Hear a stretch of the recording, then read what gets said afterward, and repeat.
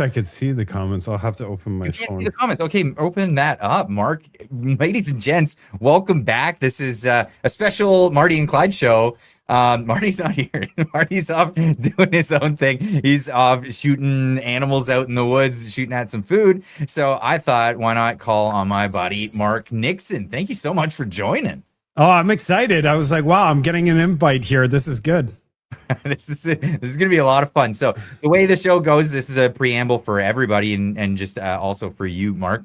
The way the show goes on Wednesday evenings is we're gonna talk about a number of issues in the news. We're gonna talk for about the first hour together. And if you think that we're ignoring the chat and we're not paying attention to the chat, well, it's because we're hard pressed into these things. But after the first hour, that's when we're gonna address the chat and we're going to get into what you guys are talking about. And if you've got any questions, comments for myself, for Marc in general, just don't have to hold on to them. Talk freely in the chat, but we'll be addressing those at the end because there's a lot to get into tonight because it's crazy what's been happening in North America. Okay. And I just wanted to add, so I'm also streaming this onto my channel, but if you want to be part of the questions, move on over to Clyde's channel so that we can look at those questions because I won't be responding to the questions on my feed.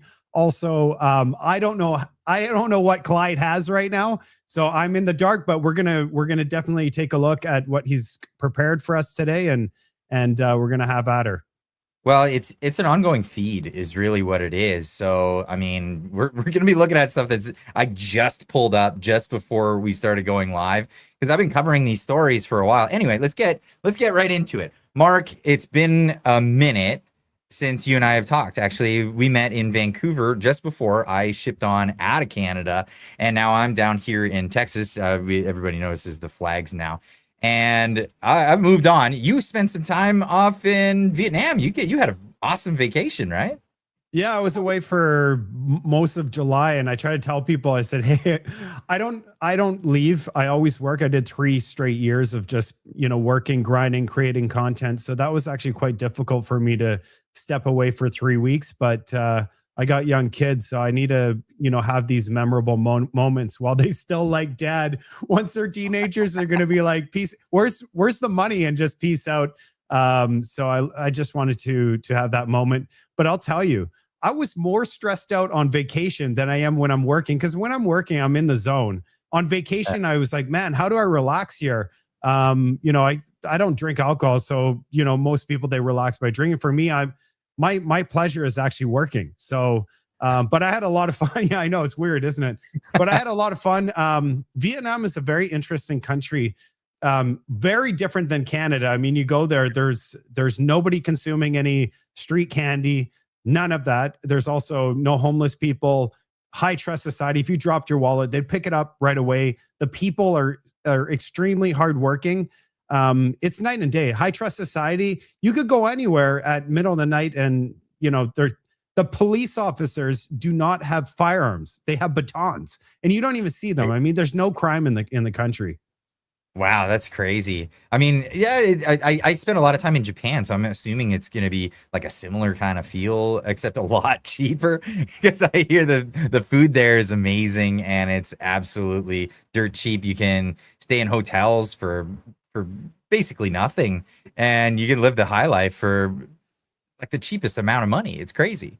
Yeah, I mean, usually when I travel, I budget between $200 to $300. Well, it just depends where I'm going, but that's pretty standard, $200 to $300 per night. And in Canada or you go anywhere in the US, that's just that's you're probably not going to get a nice place. But in Vietnam, under $200, you're getting a 5-star brand new hotel, breakfast, unlimited buffet breakfast.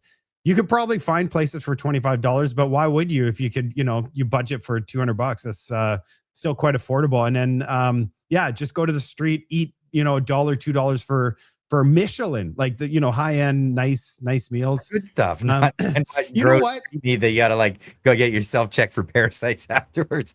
Yeah, you know what I learned is we're getting ripped off in North America. Oh, we are getting so ripped off. Like there's so much red tape, there's so much taxes, there's so many rules that it makes everything so expensive. So yeah, we make more than these people, but I mean, it's so expensive here. You go there, you're like, well, this is kind of how it should be, where you could go. I didn't even look at the prices. I just get whatever I wanted. It was great. Oh, that's amazing. And you know what? One other thing that Vietnam has over Canada, a trade deal. Hey, they also have gender rice, whatever that is. I was looking for gender rice. I said I'm on a mission to find this Canada gender rice. We sent $20 million for gender rice. Well, I did find rice. 20 pounds of rice was $1. $1 for 20 pounds of rice in Vietnam. And it's good stuff, right? We're not talking like bottom of the barrel. I don't know. I ate out every day. Food was delicious, but I didn't buy the gender rice or whatever rice they had. I'm sure that didn't go to anything good. It probably just lined somebody's pocket, and that's all that really is. Because when the Canadian government sends foreign aid, as we know, any governments, when they send foreign aid from the West, it's money from poor people in rich countries going to rich people in poor countries. That's not really going to help anybody out at all.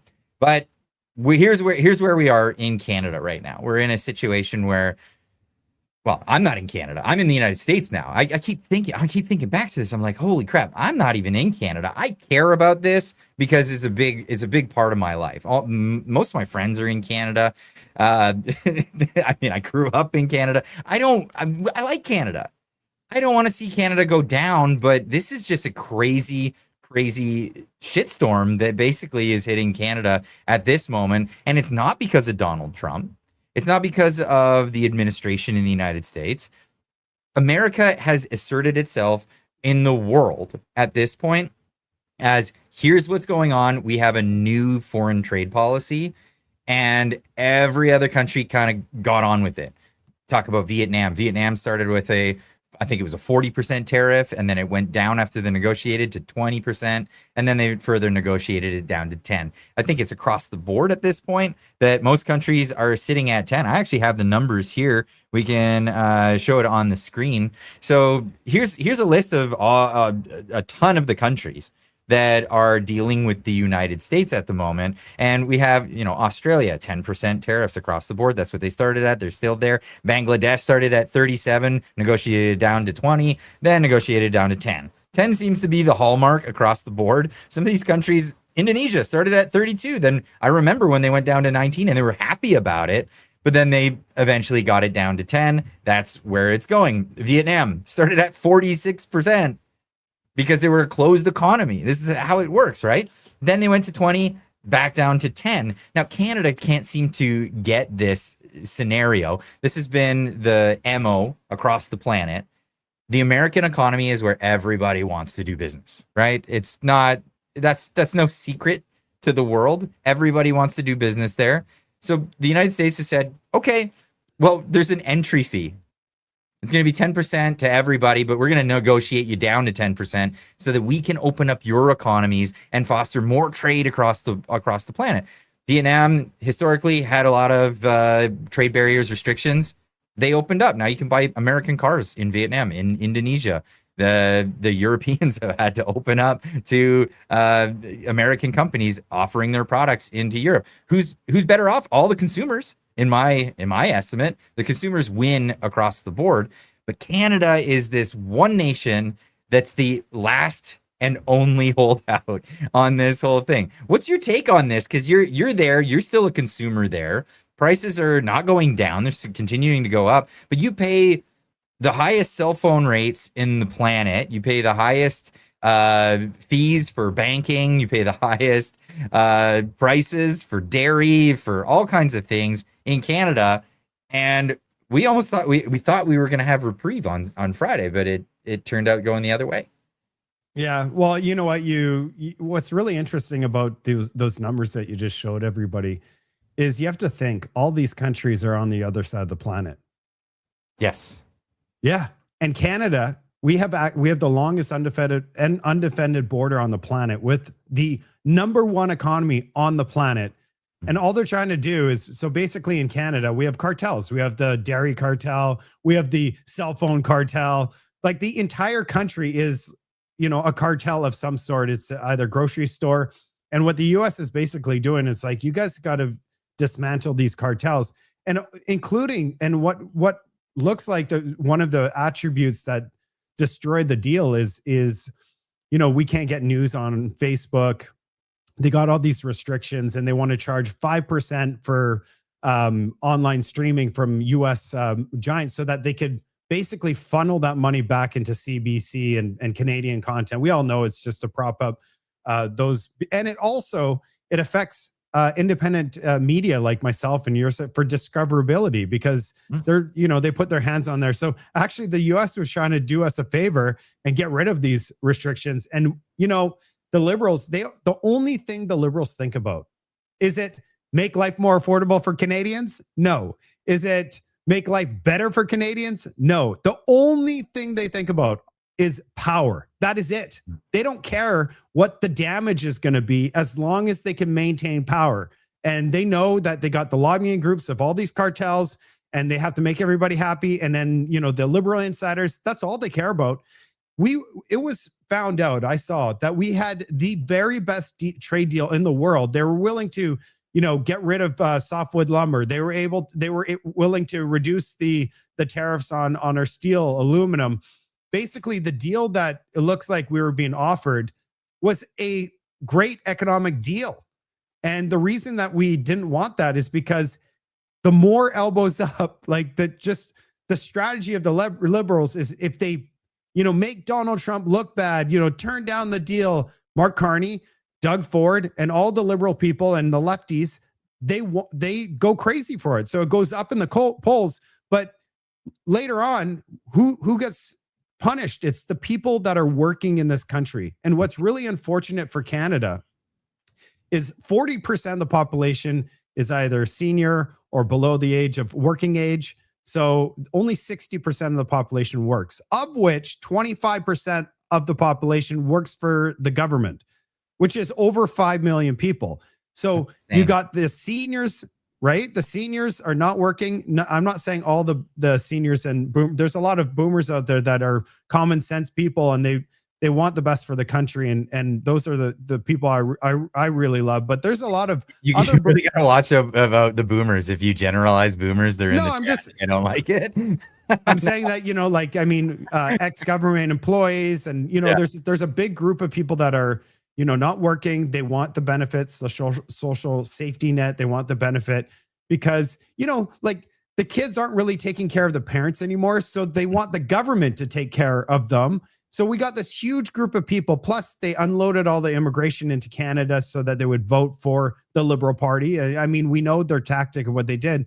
So It basically made it so, the Conservative lost the last election by 480,000 votes. That's it. So it was 2.45%. It would have been the Conservatives winning. And they use the mainstream media to try to convince the population that nobody cares, nobody wants Conservatives, when over 8.1 million people voted for change. They voted for prosperity. They voted for pipelines, east, west, north, south. They voted for their future, more freedom, better economic deal with the United States, actually putting Canada first for a change instead of economic destruction, going to fly to Europe. So Mark Carney's flying to Europe right now. Europe.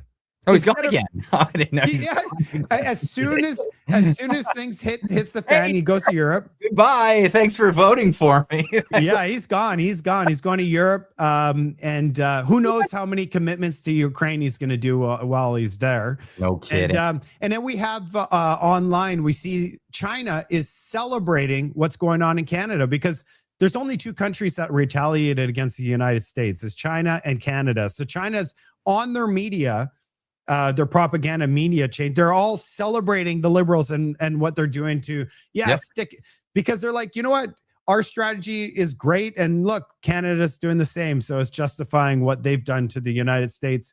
We're in big trouble in this country. We need a mass awakening event. And I don't know what it's going to take.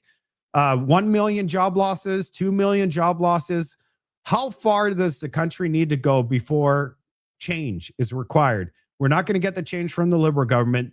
Look what they just did with this trade deal. Instead of putting Canada first, we got you know, reports are coming out that the next deal that the U.S. offer is going to be, it won't be the same deal. It will be worse. Oh, And, yeah. You don't come to the table with like a great deal, have them walk away for political reasons, because it's pretty obvious it was for political reasons. Because the excuses they gave, they turned out to be BS right away. Like the French thing. They said, oh, they want to they want to tell the French they can't speak French anymore in Canada. And you're like, are you kidding me? That is the dumbest. Like, why would they even put that on the table? That's not something. It's them obviously saying that, well, you know, we didn't want a tax on our companies trying to provide a service for you, an extra tax on them so that they can pay to produce French content. That's different than saying, no, we want to ban French from Canada. That's crazy. Did you see the video I made with Melanie Jolie? So they send Bimbo, zero brain cell, Melanie Jolie, to respond to, we found out that it had nothing to do with French. What do you respond to that? And then Melanie Jolie goes off on like a 2.5 to 3 minute rant about, I have no idea I still don't know what she said. And at the very end, I put in the clip from, Man, you tweet a lot, but I just found the tweet, so I'm going to share it so everybody can see it, because this is just nonsense. This is, get ready everybody for, I think, about 2 minutes of nonsense right here.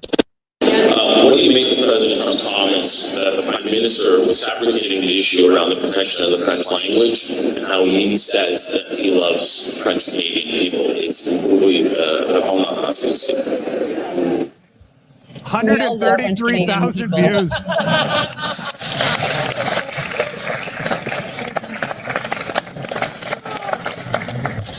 I'm in love with one too, you know. I gotta speed it up. The question is not about love. The question is about sovereignty and what we stand for in this country. We're a country that believes in having 2 official languages, and that's part of why we decided decades ago, years ago, more than 150 years ago, to make this important alliance between English and French people. And, you know, we eventually also have a lot of reconciliation work to do. But that was at the core of the creation of our country. And you know why French and English Canadians decided to eventually create that country of Canada? Because we didn't want to be part of the US. And so that's part of our DNA. Now, forward 150 years later, we need to make sure that we continue to protect that strong alliance. And that is why making sure that we are sovereign, that we're able to take our own decisions when it comes to protection of our bilingualism is key. And I think, of course, French Canadians agree with that, but I really think also English Canadians do so. And as the Minister of Industry, I would like to highlight that it's not only a question of French language. It's more than that. It's a question of protecting the workers in the cultural sector. And that is up to 900,000 people working in our creative industries. By the way, you journalists are all part of that industry. But also, you know, the vast array of, from film production to museums, etc. We need to be able, as a country, to have cultural policies to protect these workers. And that's what our colleague Marc Miller is working on, but also that's why the Prime Minister had to stand up for it. One of the most insanely idiotic things I've ever heard. At no point in your rambling, incoherent response were you even close to anything that could be considered a rational thought. Everyone in this room is now dumber for having listened to it. I award you no points, and may God have mercy on your soul. Absolutely. That was just, it was 2 minutes of nonsense. Absolute nonsense. She didn't answer the question. She went on and gave a historical, like a revisionist historical lesson about how the French and the English came together, and they were like, what, singing Kumbaya together? They hated each other. Like, this is no, but Clyde, you're forgetting the biggest point. The biggest point is they got caught lying. It's all a lie. They lied about it. They got called out by the media that, hey, guys, we have proof that you guys lied about, you know, trying to protect French and English labeling on your Tostitos chip or whatever it was. You know, like, look, this is Donald Trump even coming out. Everybody's like, I don't know what they're fucking talking about. Sorry. I don't know what they're talking about. And yeah, and then she comes out with that. Why do you think that video I made got 133,000 views? Because it absolute nonsense. Because it shows people that these are the people in charge of the US-Canada file.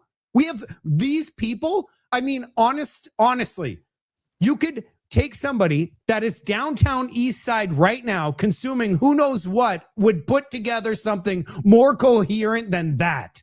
Absolutely. Yeah, that's absolutely true. But they're playing a part, right? I mean, they're all playing a part. They're all blowhards. They're bloviating, doing this stuff. Even Olivia Chow came out and she's bloviating about it. Why? Because she has an election coming up. I did my own little edit of her thing because I thought that this would just be this just made way more sense. It was a better version than what she put out. I said Cracky Chan. That's obviously the nickname of Olivia Chow.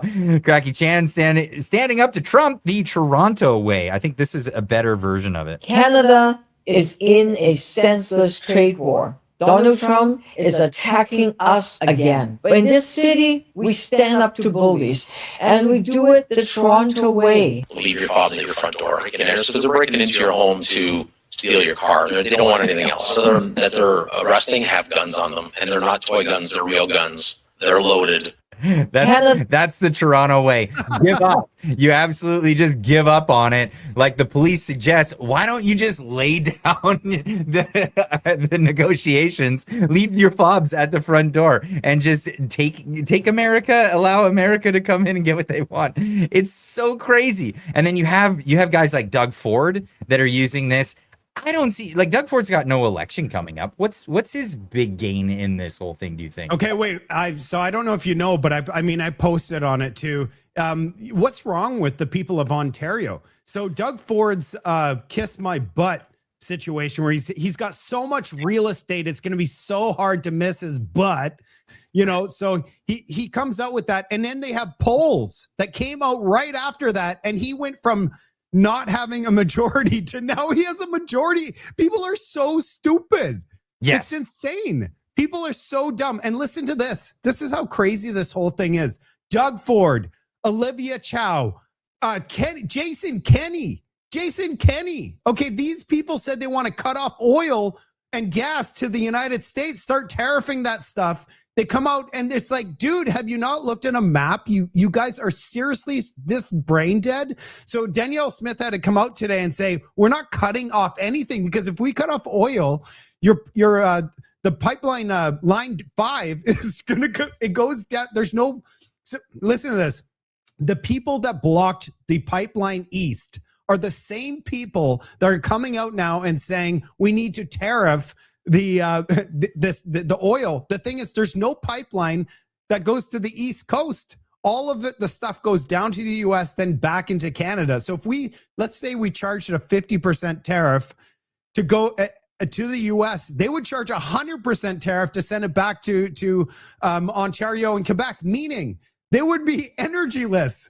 It's so insane. And you know what's the most insane part? Is the people out east that voted Liberal would cheer this on. We are living through some very scary times in Canada. It's like as if people are literally running off a cliff, looking at the cliff, looking at it and running off the cliff, and says, yeah, this is such a good idea. It's like we have brain damage. People have brain damage. That's the only thing I could describe it. Yeah, it's a great way to describe it. But Doug Ford, he comes out and he says this, like they're going to put a pipeline in the ground in the next, 24 hours or something, all the way from Alberta to freaking Ontario, apparently. But this is the nonsense that's coming out of these people. You're just speaking about electricity and all of the provinces that send it down there, but I know that oil is obviously a big factor as well. You've called on all the provinces to use energy as leverage. I know you spoke to Danielle Smith on Monday. She's obviously still opposed to that idea. From your point of view, how did that conversation go? And is there anything you think you can do to get her on board with your approach? Well, we had a great conversation. We get along quite well. We may disagree on certain items, but I'm going to be flying out there to pay her a visit. This is why we need the pipeline. We've needed this for 50 years, going from west to over to east. And we're going to work on that. We're going to work collaboratively with Alberta and Premier Wab Kinew. We have to get his approval, and Scott Moe, and everyone has to work together. I'm confident that's going to happen. But Premier Smith came up with some great ideas. Right now, we're getting our fuel and our natural gas coming down to the U.S. and coming back up to Canada. Craziest thing I've ever heard in my life. And the natural gas coming from Pennsylvania coming up. Well, we already have an existing pipeline, so we're going to reroute that, and we won't have to be reliant on the U.S. Isn't that amazing that we have energy sovereignty once we build this pipeline? We won't have to rely on anyone in the entire world. And that's our plan, and we're going to go as quickly as possible. So, what a dope! Honestly, like No, what but a dope! This is what Alberta's been arguing for this for I don't know how long. We need to get to the shores so we can sell our energy to other countries other than the United States, so we don't have to give it to them at a discount. And now all of a sudden, it's an epiphany just happened to Doug Ford. He's like, oh wait, yeah, our oil goes into the United States and then comes back out. We can't make threats. No, but Jason Kenney was the former premier of Alberta. What's his problem? He says, let's cut the oil. Let's cut the oil. I said, dude, man, you used to be the premier of Alberta. What, like, honestly, this just proves to me that I think they do. Obviously, they know. Obviously, they know. They're politicians. They know all the pipelines. They know everything. They're just acting. They're acting, and they're really, really bad at acting. You know what it is? They think that we are all dumb. Unfortunately, there is a lot of dumb people out there.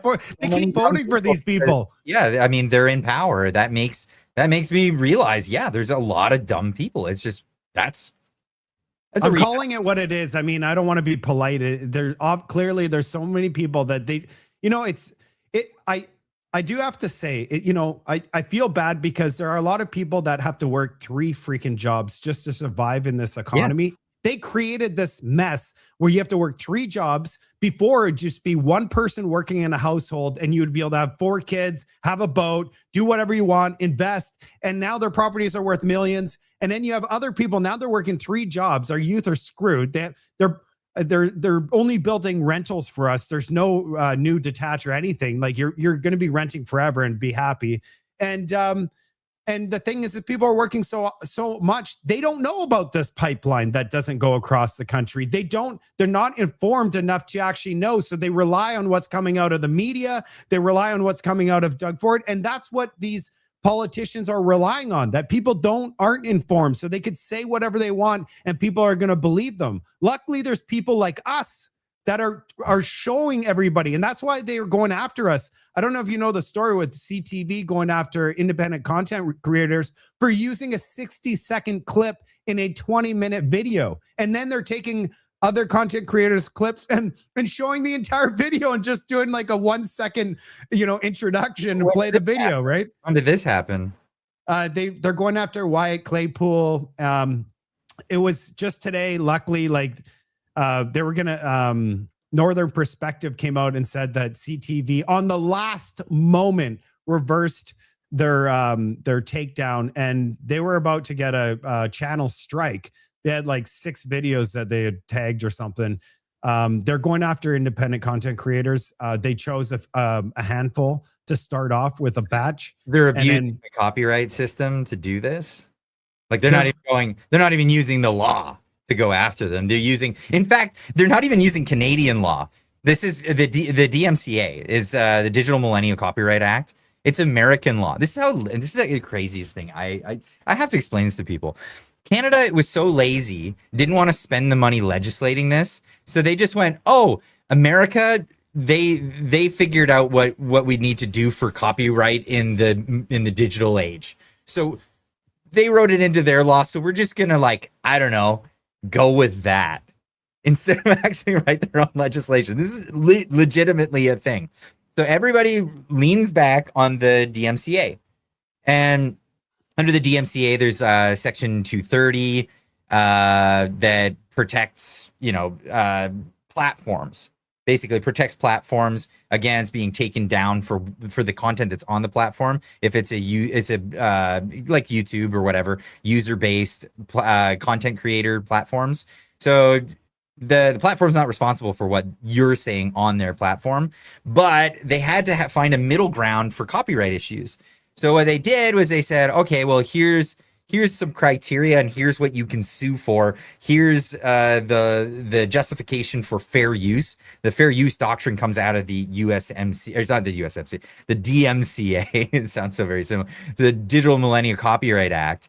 And so because fair use doctrine is one of these things that us content creators heavily legally lean on, because we have to show the news clips, it's within our legal use to use these, like fairly use these as and have commentary. You can do certain things. You can have it for educational purposes, for commentary, and if it's completely changing the nature of the original work. And so obviously in our category, we're falling under fair use in the commentary space and education, actually.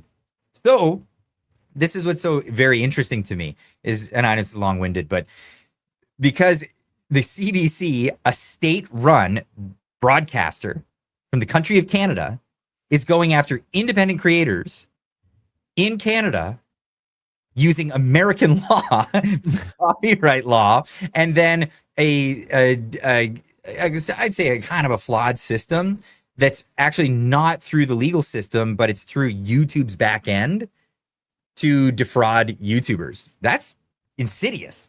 That's actually insidious. But Clyde, you're forgetting that one of the biggest points is that we us Canadians pay with our own money for these people to produce news, and we can't even listen to this. They're turning off all their comment sections. So when they put out their propaganda and narrative and pieces, you can't even talk about it. And then if you try to make a video to talk about it, they shut you down. So not only can you not comment in their comment section, but if you try to make a video, they're going to take your channel down. That is the only other countries that you would see this is North Korea and China. That is it. So this is not unprecedented for Canada as well, because Canada, for the CBC, it was a number of, it was about over a year ago. The CBC, I reported on this story. There was a YouTube channel called Real Talk Politics, and they did shorts, and it was fantastic. They gangbusters in the algorithm. They figured it out. They knew how to get the message out there.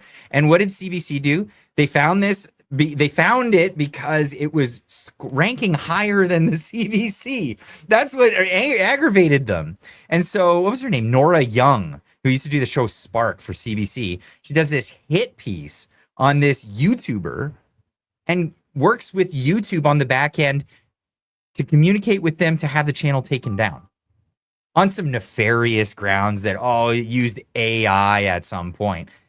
Total BS. And then I actually went to and guess what? They made a video bragging about it. I went to the ombudsman with it and said, you're breaking your own ethics and standards on this. And the ombudsman admitted, this was against our standards. So we're changing the title. That's the extent of where they went. We're going to change the title so it's no longer bragging. You know what I'm going to do, Clyde?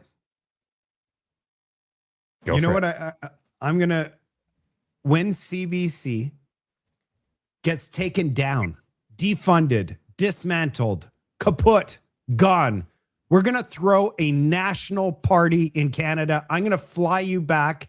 We're going to throw a party in every single city across Canada, flood the downtowns, and it's going to be the biggest, best party this country has ever had. And we're going to throw it across the nation. The world is going to see the demise of the propaganda CBC, and we are going to have the sickest party. It will be bigger than the Super Bowl in Canada. It'll be like the Berlin Wall coming down, because it is the digital wall. It's what they're constructing, this digital wall of information. You can't get information from outside. I mean, the Chinese do this, right? They have the firewall, the Great Firewall. The North Koreans do it. They restrict what information. You could get put to death for watching a South Korean drama in North Korea. It's unbelievable. Canada's not that far off. I'm not kidding. I mean, obviously not putting people to death, unless they have cancer or something, and then they just offer them MAID. But they literally they're shutting people down. They're shutting down speech in Canada. This is why I'm so glad I'm in the United States. I don't know how you're functioning, man. I got the Second Amendment, the First Amendment. Sorry, the Second Amendment is to protect the First Amendment. But I can say what I want about Canada, about the CBC. I can say what I want about the politicians, and screw them if they don't like it. Yeah, and you know, one thing is, and for the people out there that are doubting all of this information, going, you know what, I don't believe it. All you have to do is look at the Edmonton police. They came out with an advertisement showing that if you see hate, report it. Report your neighbor for a Facebook post of a meme, or report if you felt something inside your heart that was negative and you're like, oh, that just hurt my feelings. You are supposed to report it as hate. And then they provided examples of what hate is. You know what hate is to Edmonton police? I want that person deported. How soft have we become? I want criminals deported. Criminals. You want a criminal? You say that you want a criminal deported? You will be sent straight to the hotline for Edmonton police. And you know what? So what we did, us content creators, and Pleb Reporter did it best. He went and tried to call the line. And it was Canadians were so furious. So I love you guys out there. You guys are like the best. When you see something so absurd, you need to act on it. So for example, everybody called this line. We got so many calls for hate. This guy called me fat. Somebody called me fat. I'm crying right now. You need to go arrest them. That's great. They got so many calls that they had to dismantle the whole thing. They had spent how many tens of thousands painting buses of hate? I don't think they're in commission right now. I haven't seen them in a while, but this whole thing blew up on them, and it's because the public, you know, this is what I have to say. If you notice something that really bothers you and you're like, this is not right, you cannot sit there idle. We all need to stand up and say enough. For example, the guy spray painting nature, you know, God bless the person that passed away. But in BC, there's no other rock that's painted, sir. So you would look around and see no other rock painted. You have this permanent paint that doesn't come off, and you're spray painting nature. I'm sorry, but people need to take the can away from the guy, report the guy, film the guy. We need to stop this. This can't happen in this country. And if we just sit there idle and go, well, I'm just going to let him paint a couple rocks, it's going to be fine. Then what happens, and this is the same for garbage, when somebody throws one piece of garbage on the ground or paint one rock, other people see that. What do you think they do? Everybody throws their garbage on the ground and everybody starts painting rocks. It needs to stop in its tracks. So that's for Edmonton police.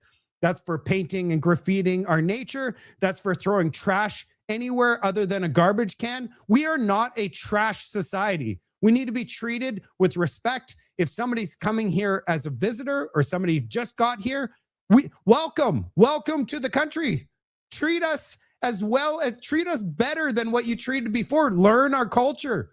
Assimilate to our culture. We will bring you in with our arms wide open. But if you start throwing trash everywhere, we're going to call you out, shame you. Everybody's going to know who you are, because there's a woman that threw a bunch of trash in Abbotsford. She was shamed online. The police gave her 2 $500 tickets and some, I think, community service, or maybe not. I don't know. But I know about the tickets. But that's not enough.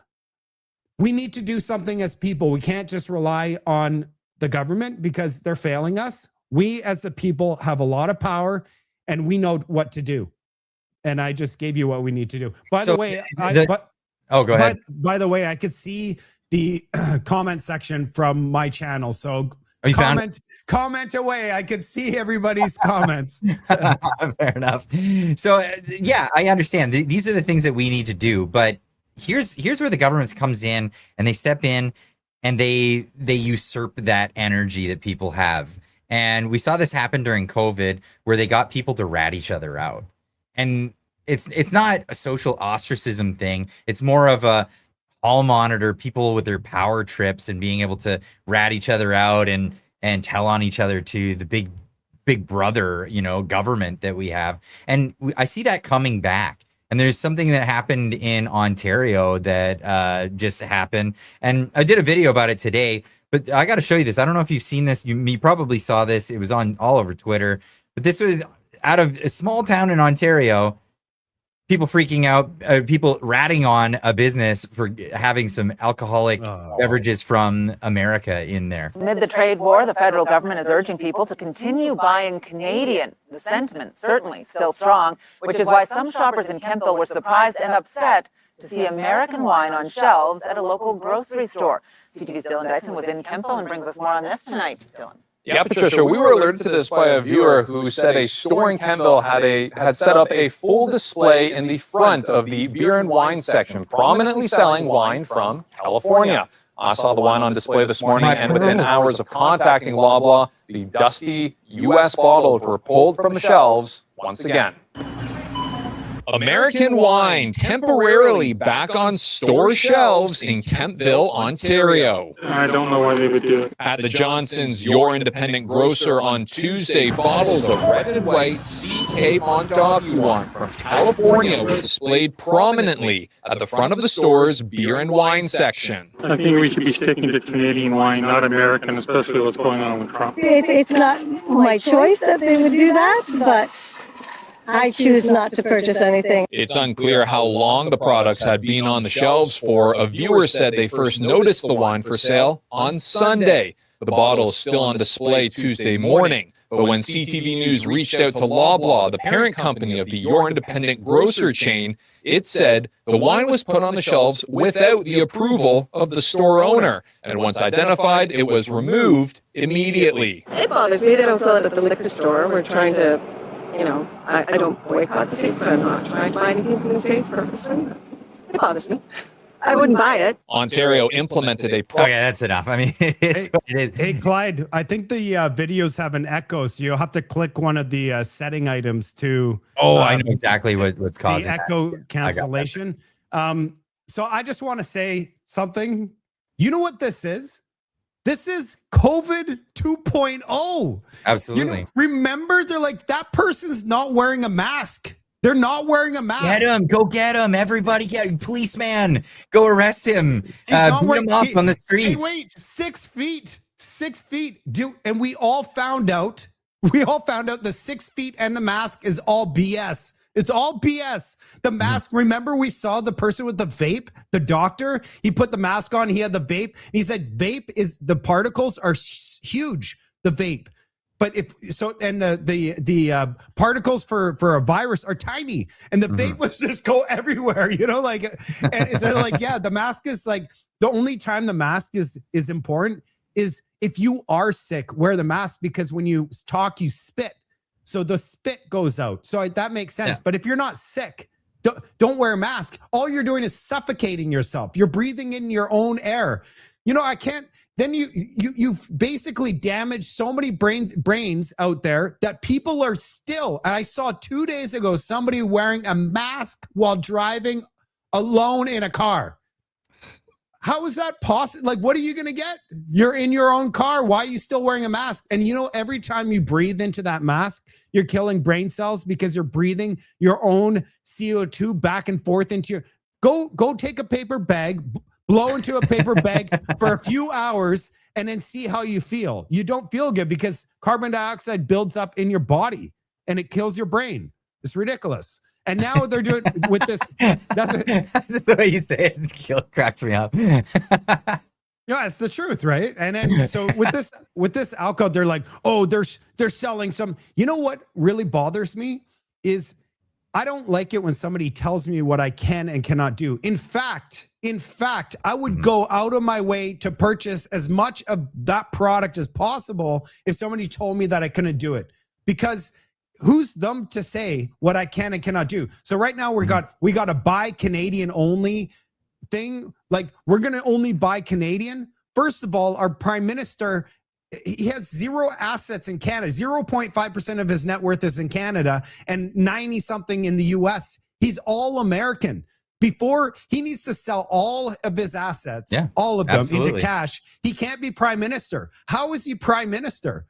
Well, how's the elbows up and not getting called out as being a hypocrite? Because I mean, that's just ridiculous. You know, all of his assets are down there. I mean, Brookfield. Have you seen the building? The beautiful building in New York, Brookfield Place. It's astonishing. He signed off on that move when he said he didn't do it. You know, we're living a massive theater. It's all a big act, and unfortunately, Canadians soak it up. They turn on each other. They report American booze being sold on a shelf when it should be Canadians' choice, your own choice, just like your own choice. If you want to put something in your body, go ahead and do it. Doesn't mean that you get to choose your own destiny in life. If you want to deal with the consequences as well of those exactly. actions. If you want to go and do something, then go and do it and deal with the consequences. That's the way I live my life. If you want to do dumb decisions, go ahead. But I'm not going to, that's on you. And then it's way better to be that way because that's what living is. Somebody controlling everything you see and every decision you make, that's not living. That's actually, you're in a prison. Probably prison would be better because you would just be served. You wouldn't have to work for a living. Yeah, there you go. So Canada's not full of total idiots everywhere. There are some sensible people, and it seems like even in the provincial governments, there's some sensible people. Wab Kinu's an idiot. Doug Ford's a complete moron. David Eby, I mean, get started on David Eby. What a character. Well, Clyde, I just want to say there's 8.1 million people that voted for common sense in Canada. There are millions upon millions of people that have a brain and it's functioning perfectly.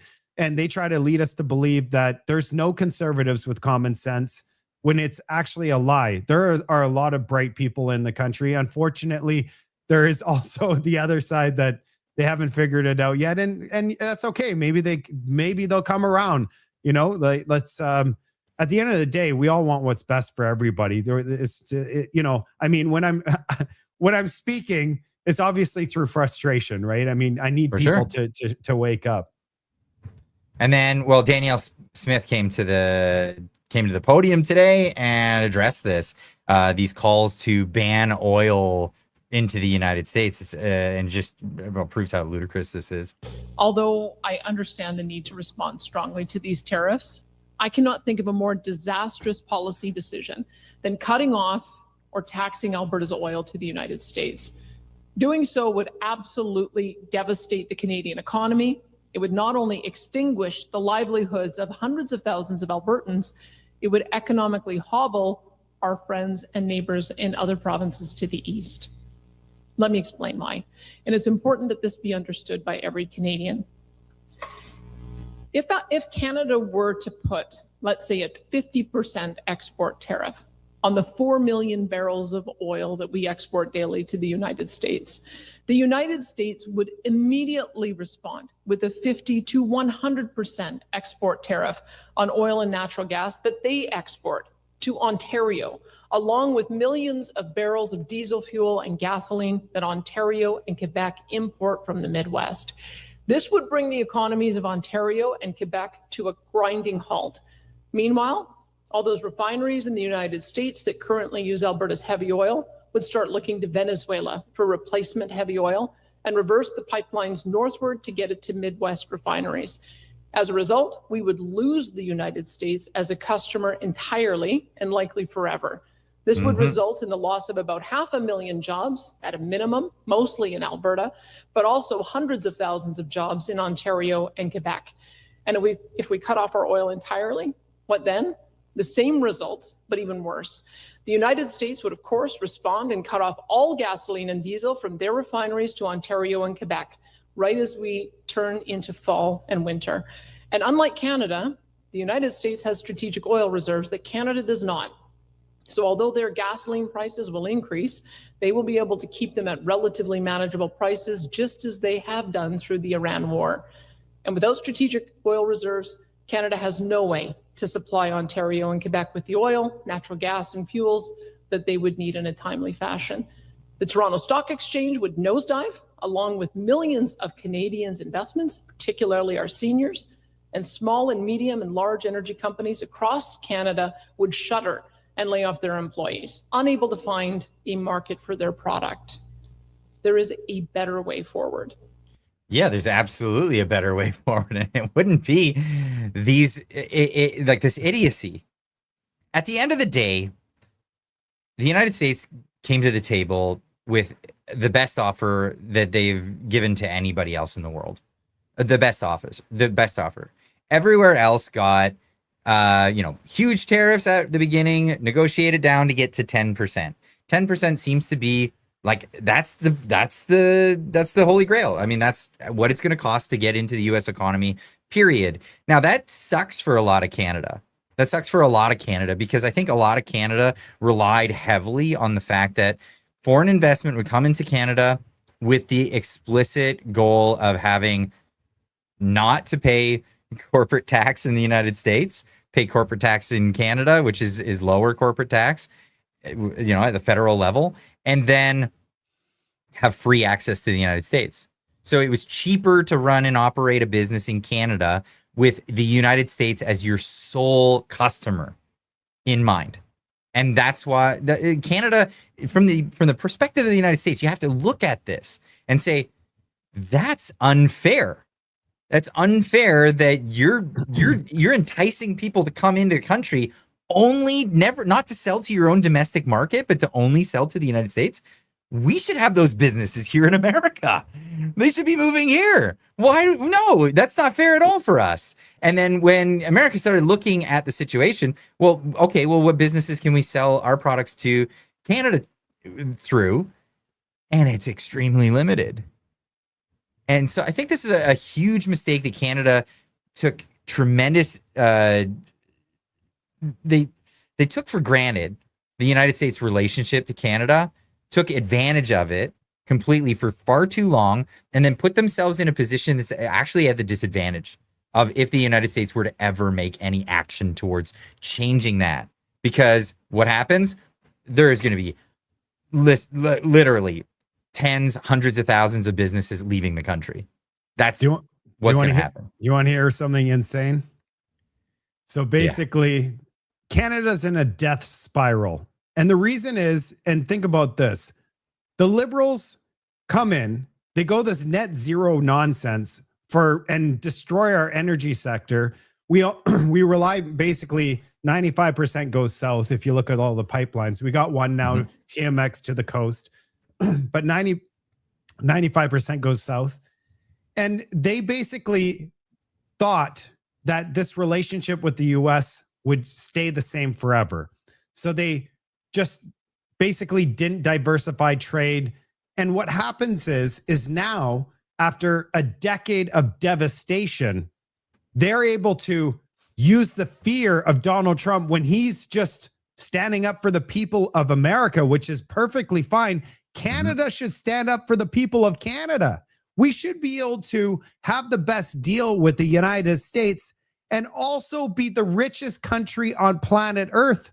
The only thing holding us back is bad management. We have the number one amount of water on the planet, the second largest landmass. We have uranium. We have unlimited wood. We have third or fourth largest oil reserves on the planet, and we do it in an economically safe way. We have population that can actually move and do things.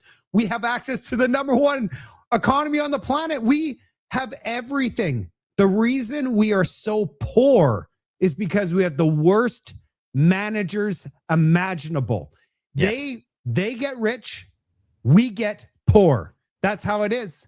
They give their corporate elites and all of the insiders all the best contracts.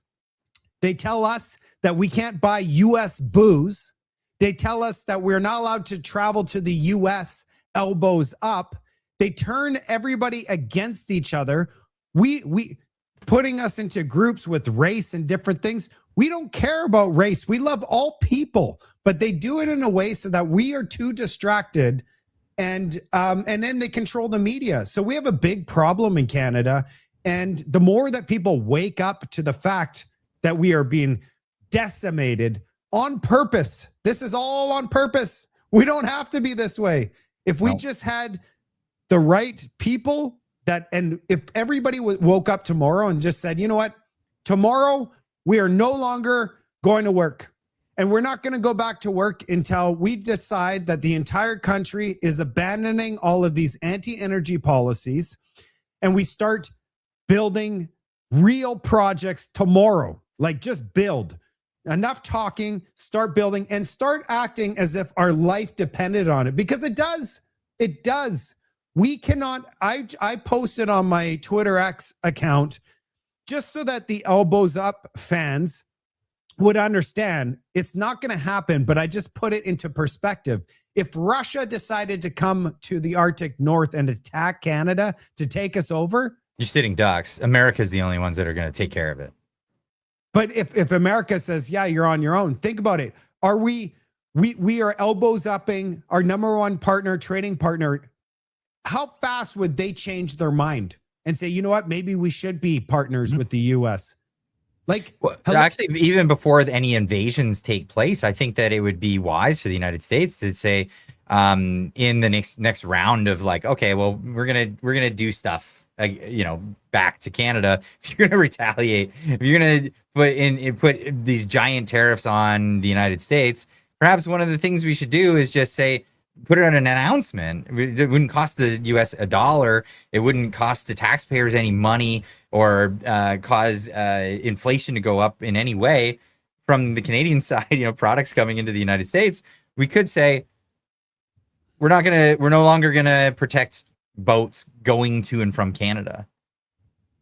That's it. So you're on your own. If you want to, want pirates to board your ships and take the cargo and take it places, you better get a security force going because we're done.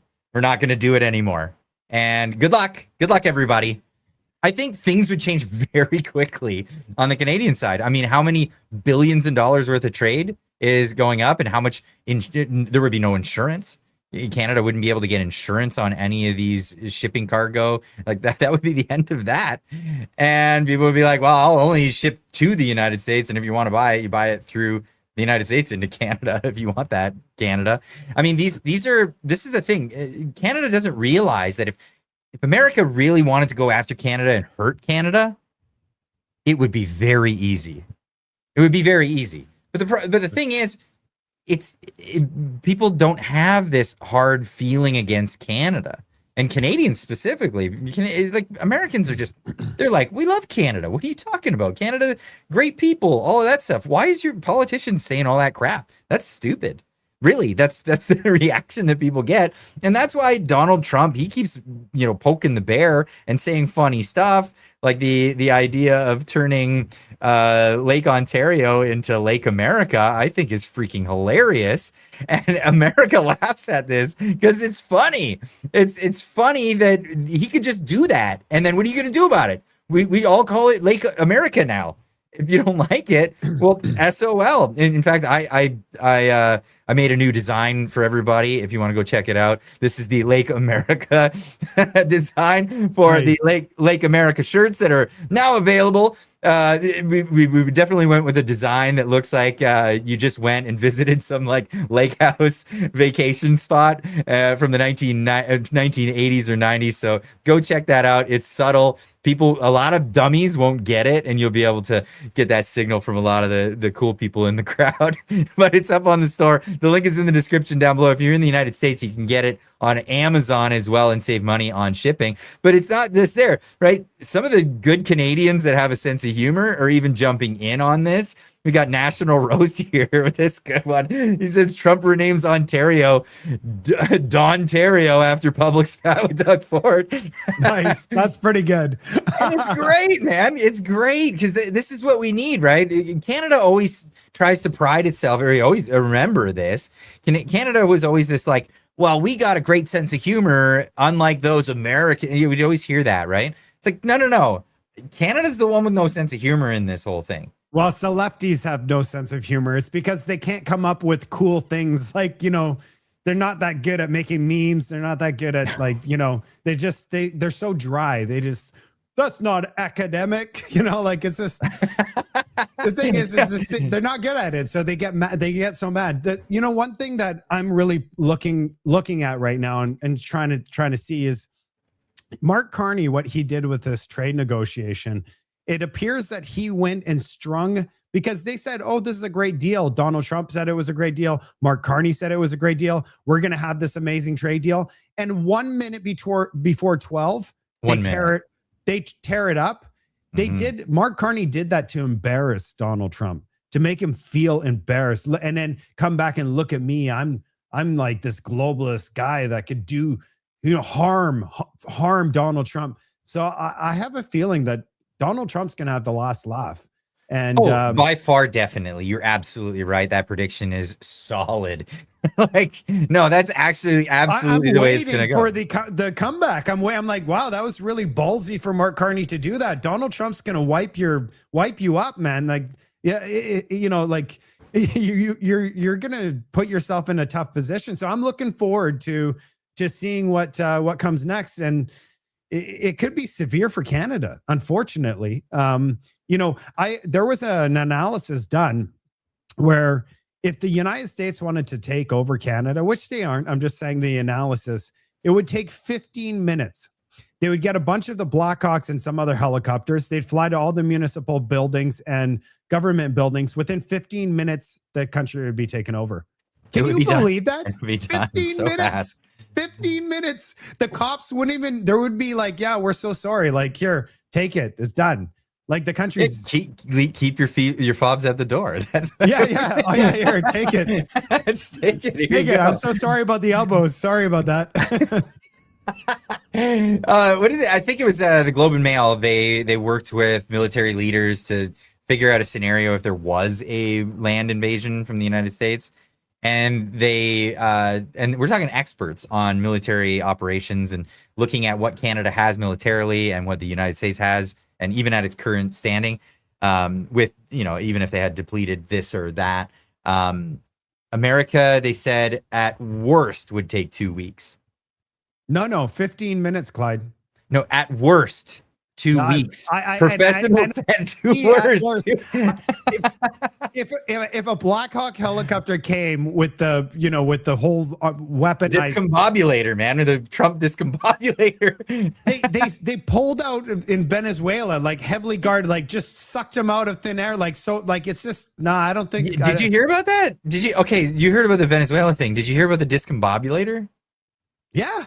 So people were actually reporting on this, that the people guarding Maduro just suddenly started getting like crazy headaches and started like throwing up and stuff. And the Delta Force came in. There's like it's a frequency that they were bleeding out of the ears. It fries the people. Microwaves your brain. Yeah, it fries you, but you basically you can't function with this high pulse. Yeah, it's state of the art, new stuff. Yeah, I know. I mean, the U.S. is the #1 army on the planet. Let's be real. Put it this way: the United States has the biggest air force in the world. The United States Navy has the second biggest air force in the world. So America has the 2 biggest air forces on the planet. Like you just, come at me, sanction an army and come at me, bro. Like it's not a war. But the thing is, America doesn't want a war with Canada. The politicians want a faux war that they're not going to have any consequences of dealing with the fallout or any of this other stuff, and they want to do it for popularity because they know they've got a giant propaganda machine that's going to garner crazy support from people who have been, they've been primed for this for decades and decades, to dislike the Americans and rah, I don't care if the guy's not looking out for my interest, but I'm going to rally behind him because Maple Leaf. It's insane. Clyde, I'm buying one of those lake shirts, Lake of America. I like it. just to piss off some of these liberals. Oh, that's so awesome! Yeah, everybody get over and get the. I'm so proud of this design. I worked on this so fast. Okay, listen. There's another design. That meme, I'm like, this is the greatest. There's another design. The guy with the barbecue that's sitting on the chair? That'd be really good too. The guy with the barbecue sitting on Yeah, the I don't know this design. Yeah, so like if you look it up, there's a guy that has for 4th of July, he's sitting on a lawn chair that's on a board, and it's ripping through the lake, and he's got a barbecue, and he lifts the barbecue, and the smoke goes right into his face.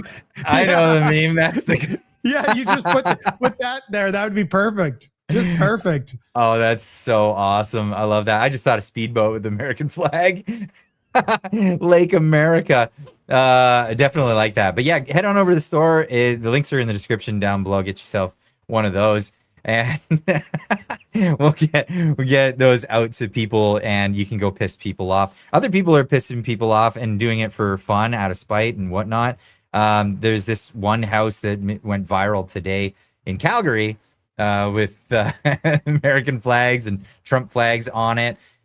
Great. I encourage this stuff. I encourage this. Absolutely. Get on it. It's pretty ballsy though. I mean, the elbows up are pretty insane. I mean, I've seen some videos I posted on my channel, a guy that said, if I see you, I'm encouraging everybody to throw an egg at your head if you're wearing a mega hat in public, yeah, I mean, he's walked it back now because he got, thousands upon thousands of people are pretty pissed about that comment, saying, if I just wear a hat, you're going to egg me. So. Well, the left, they have this thing where they feel entitled to be able to, they hate free speech. This is the irony of the whole thing. They hate free speech. They want to shut down speech, especially the MAGA hat. That's free speech. It's freedom of expression. Yeah. And they want to shout that down, but they don't care about the one limitation on free speech that's actually justifiable. Threats of violence. You're not allowed to go threatening violence to people. That's where your protection under even in America, the protection under the First Amendment stops right there. It's like, no. You threaten violence, now that's a criminal offense. You can go to jail for that. It's bad. But they feel so free and so entitled to do all of this stuff. It's unfreaking believable. No, words are violence to them. If you say something, they think that you've just chopped them up. Like, it's ridiculous. I mean, we can't be that soft. We have to, all part of like growing and improving and, competing with people is to have different ideas and challenge those ideas to come up with an even better idea. If you shut down conversation altogether because a word might hurt your feeling, like words that are hurtful are truthful words. That's the best way to get to the right side, to get to a correct answer, is to be upfront. It's going to be painful at first. It's just like a lie. If you lie to somebody, you can never recover from that. Like then you don't trust the person. But if you tell somebody the truth, for example, I always tell people, I say, just tell me the truth. Please just tell me the truth. I can't guarantee you that I'm not going to be pissed. I probably will be, but tomorrow or the day after or whenever, maybe it takes a week, depends on what it is. When I get over it, I'm going to have a newfound respect for this person. Yep. And we're going to be able to work together to get to the other side. So when you are honest to people, it'll hurt at first, but later on, you've built something together. You built respect. You built, hey, I appreciate you told me that, even though you knew it would be difficult. That's how society should function. We need to be unapologetic. We need to be challenging people's ideas. We can't shut things down. We need to be combative. We need to have different ideas. We need to, wear a Lake of America shirt. And I don't care if you don't, if it pisses you off, right? You're not going to come at me and start throwing eggs. That's ridiculous. It reminds me of a clip from Jordan Peterson where he talks about being offended. With what's her name? Who's that? I'd love if you played the Don Cherry 1990s. I posted on my X account clip, unapologetic about it's time to be unapologetic. I think it's a perfect time to view that. That's how we need to be. Yeah, we need to be. Where on your timeline is it? Just look at Don Cherry. Just write it on the top. It will come up right away on my timeline. Okay. Yeah. You know, I mean, it was 1990, so consider that. I mean, probably today it would appear quite racist, but the whole point is that we need to stand for something and you know, protect our country. You know, this is what we need to be patriots again. Here's Don Cherry. I am sick and tired of Canada kowtowing to the rest of the world. I heard a politician say, we have to be careful because the rest of the world loves us. No wonder they love us. We're weak, we're spineless women. I think half the things you say are a It's bunch true. of crap. And you're telling me you can't stand criticism? I can't stand criticism, but what I do is Somebody who dishes it out like you? I take it where it comes from people like you. It doesn't bother me, left-wingers. The people that drink the beer agree with me. What do you hear? Honest to God. What are they thinking about these days? What are they thinking about? They're ticked off.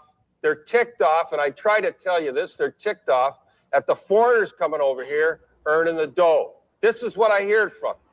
Are you a safety valve for people who are stewing about all kinds of stuff, or are you dangerous? I don't know whether I'm dangerous. I just say what I think, and it's the way I think. You could say it's bigotry if you want. I don't think it is. I'm pro-Canadian, more so than I'm anti-Soviet or anti-Swede. I wish more Canadians were like me. We let people come in and take our fish, and the people are starving down there. Then people come in and wreck everything on us. They come in, and it wouldn't happen if I was in Parliament. There's not a party in Canada would take you today. I've been with asked what by you're talking two. about and what you I've been asked by two. Which ones? Liberal and conservative.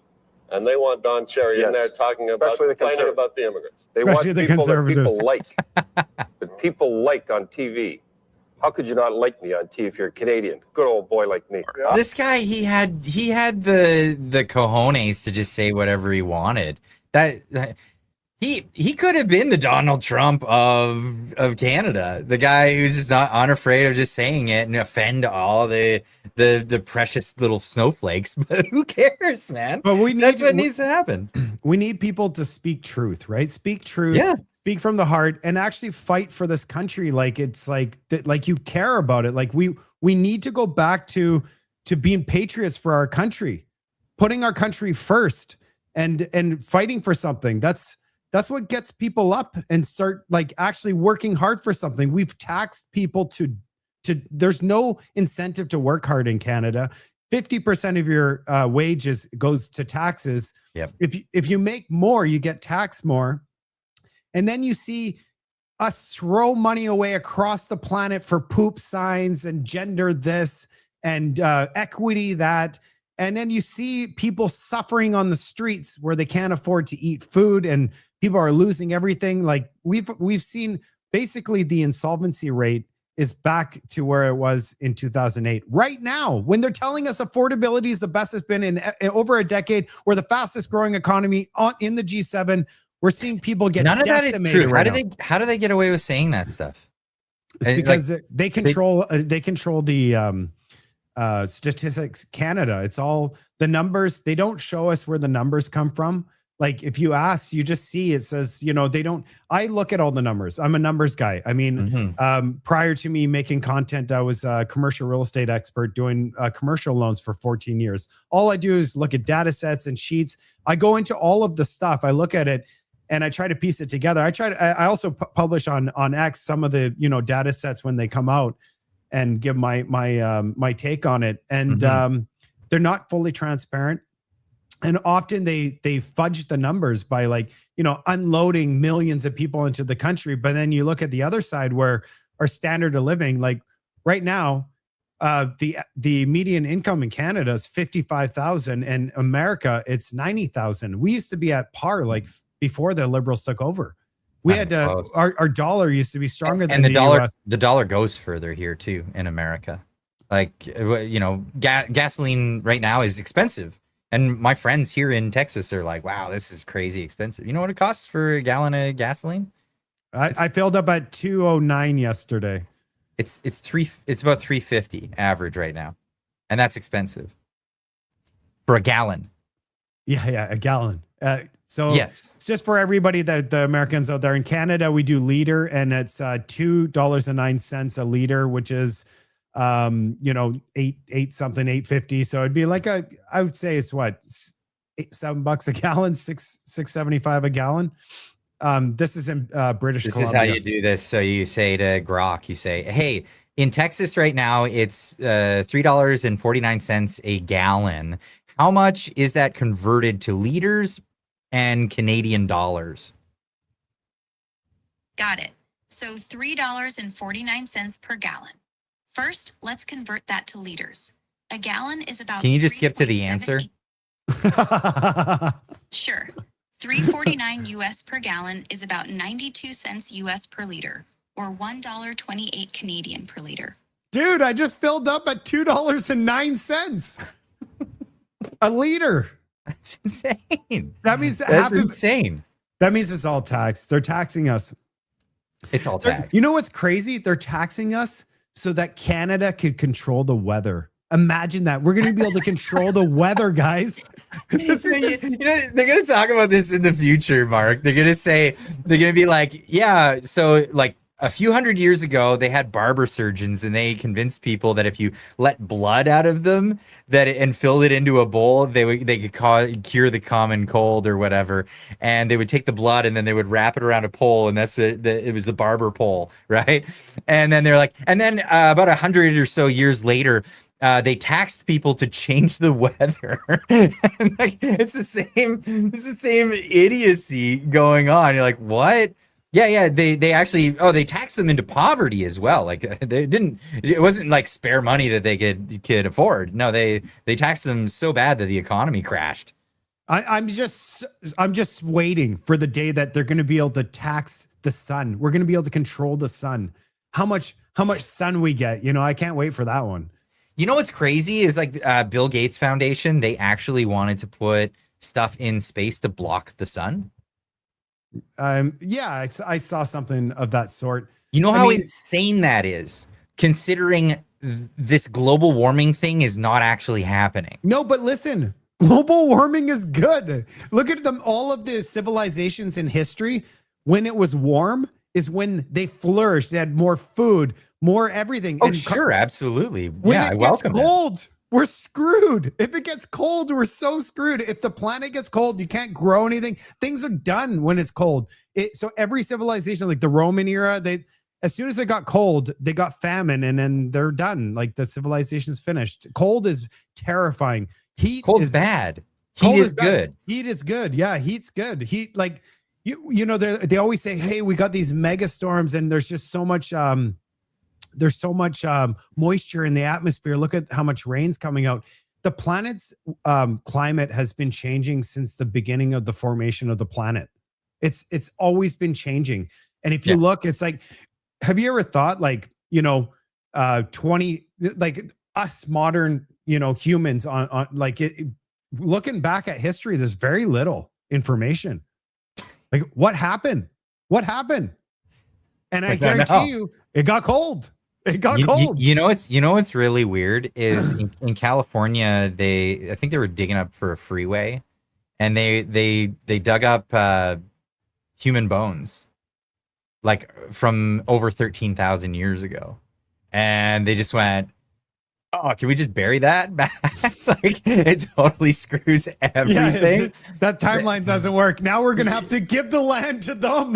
Who are these people? Well, and they found it next to tusks and bones from woolly mammoths, and there was like tool marks in the bones of the woolly mammoths, as if they were like cracking the mammoth's bones open to get the marrow out for food. And it's like, but wait, that doesn't work. And then they're like, well, we're just gonna have to like figure out how that fits in the timeline.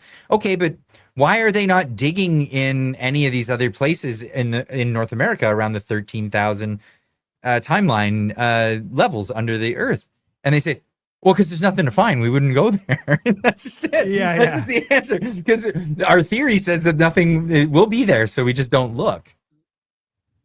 This is nuts. We don't know what happened with anthropology. We have like this rough idea, but then everything gets upset when we look at things like the pyramids and Gobekli Tepe and what is now modern day Iraq, Mesopotamia, all these different areas. We don't know human history, man. No, we don't know much. I mean, we piece things together, but we have no idea. I think there was most likely population collapses over and over again in history, and we're the next round of boom with our technology. Because how do they build the pyramids? I mean, we still don't know how they did that.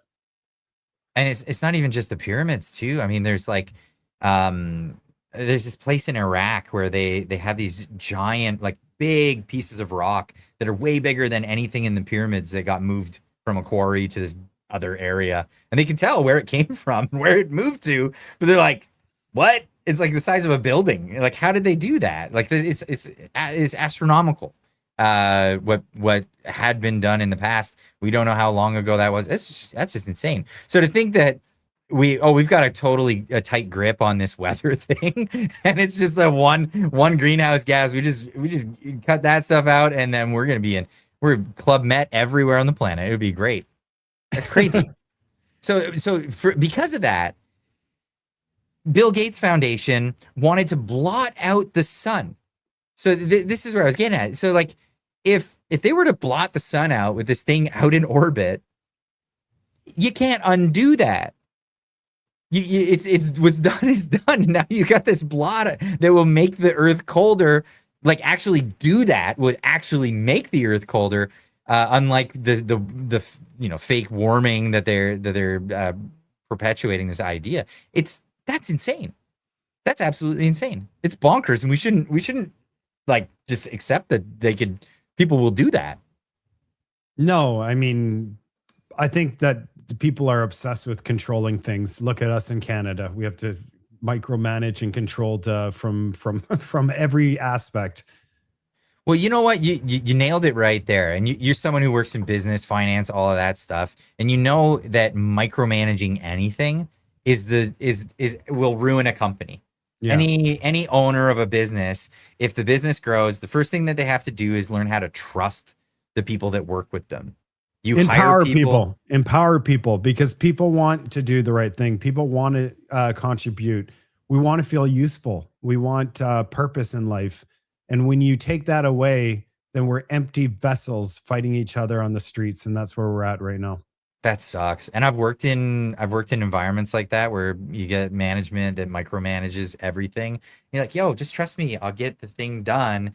But they want to be on it, and they wear themselves out doing it too, right? No, those are the worst type of managers, like the ones that micromanage. Right away, if I worked in a company with a micromanager, I'd just walk right out. I wouldn't. My life is so short. I can't deal with people like that. Usually I put them in their place first and then I walk out.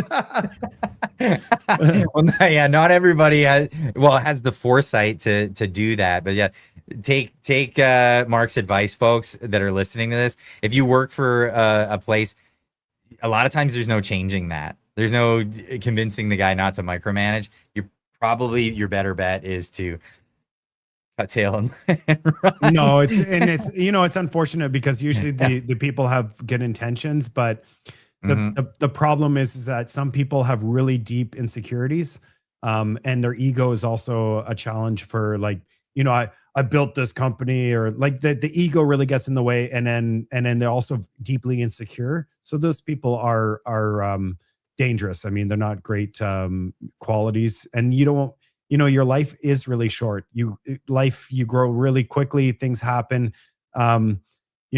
So you have to really look at your life and decide, is this the best environment for me to thrive in? And, I always say, when one door closes, another one opens. Look at me. I was in finance for 14 years, and now I'm doing content full time. I never in my life thought I would do content. I was actually a very private person before I went into content. You try to look at me up online there, you never see anything online. I was a very private person, but I woke up one day and I said, you know what? If there's somebody that in this country, or, for me, for a Canadian, is there's somebody that could get change? I said, if it's not now, then when? And if it's not me, then who? I truly feel deeply in my core that I can make a difference. It's a belief, and I strongly believe that I personally can make a difference. And the more people that think like me, that you feel like you could make a difference, man, we can move it. We can move the whole nation. And I made that decision. It was difficult for my wife because she's like, you have all this education, you got your, you went to business finance, and then you have your real estate license and your mortgage license. You have all this experience. You made it all the way up to the top level in your career. How could you do this? And I explained to her, I said, listen, if I didn't do all of these other things and grow and have all this education and background, there's no way I could do what I'm doing today. There's no way. I built my character of through the business and doing all the things that I did led me to this moment. So to her, she'd never understood, but I explained to her, and she's still trying to come around to it. But I explained, I said, it's not for nothing. Everything that happens in your life leads you to the next thing. So I'm thankful for all the things that I'm going through, but this is my next step. And I truly believe that this is my calling. This is what I'm supposed to do right now. Beautiful. Beautiful. Wow. We're hearing a different side of Marc tonight. That's awesome. Well, I'm just speaking the truth. I mean, a lot of people probably don't know any of this stuff. So I'm just sharing what I love it. Yeah. Yeah, I love it. No, that's fantastic, man. That's absolutely appreciated.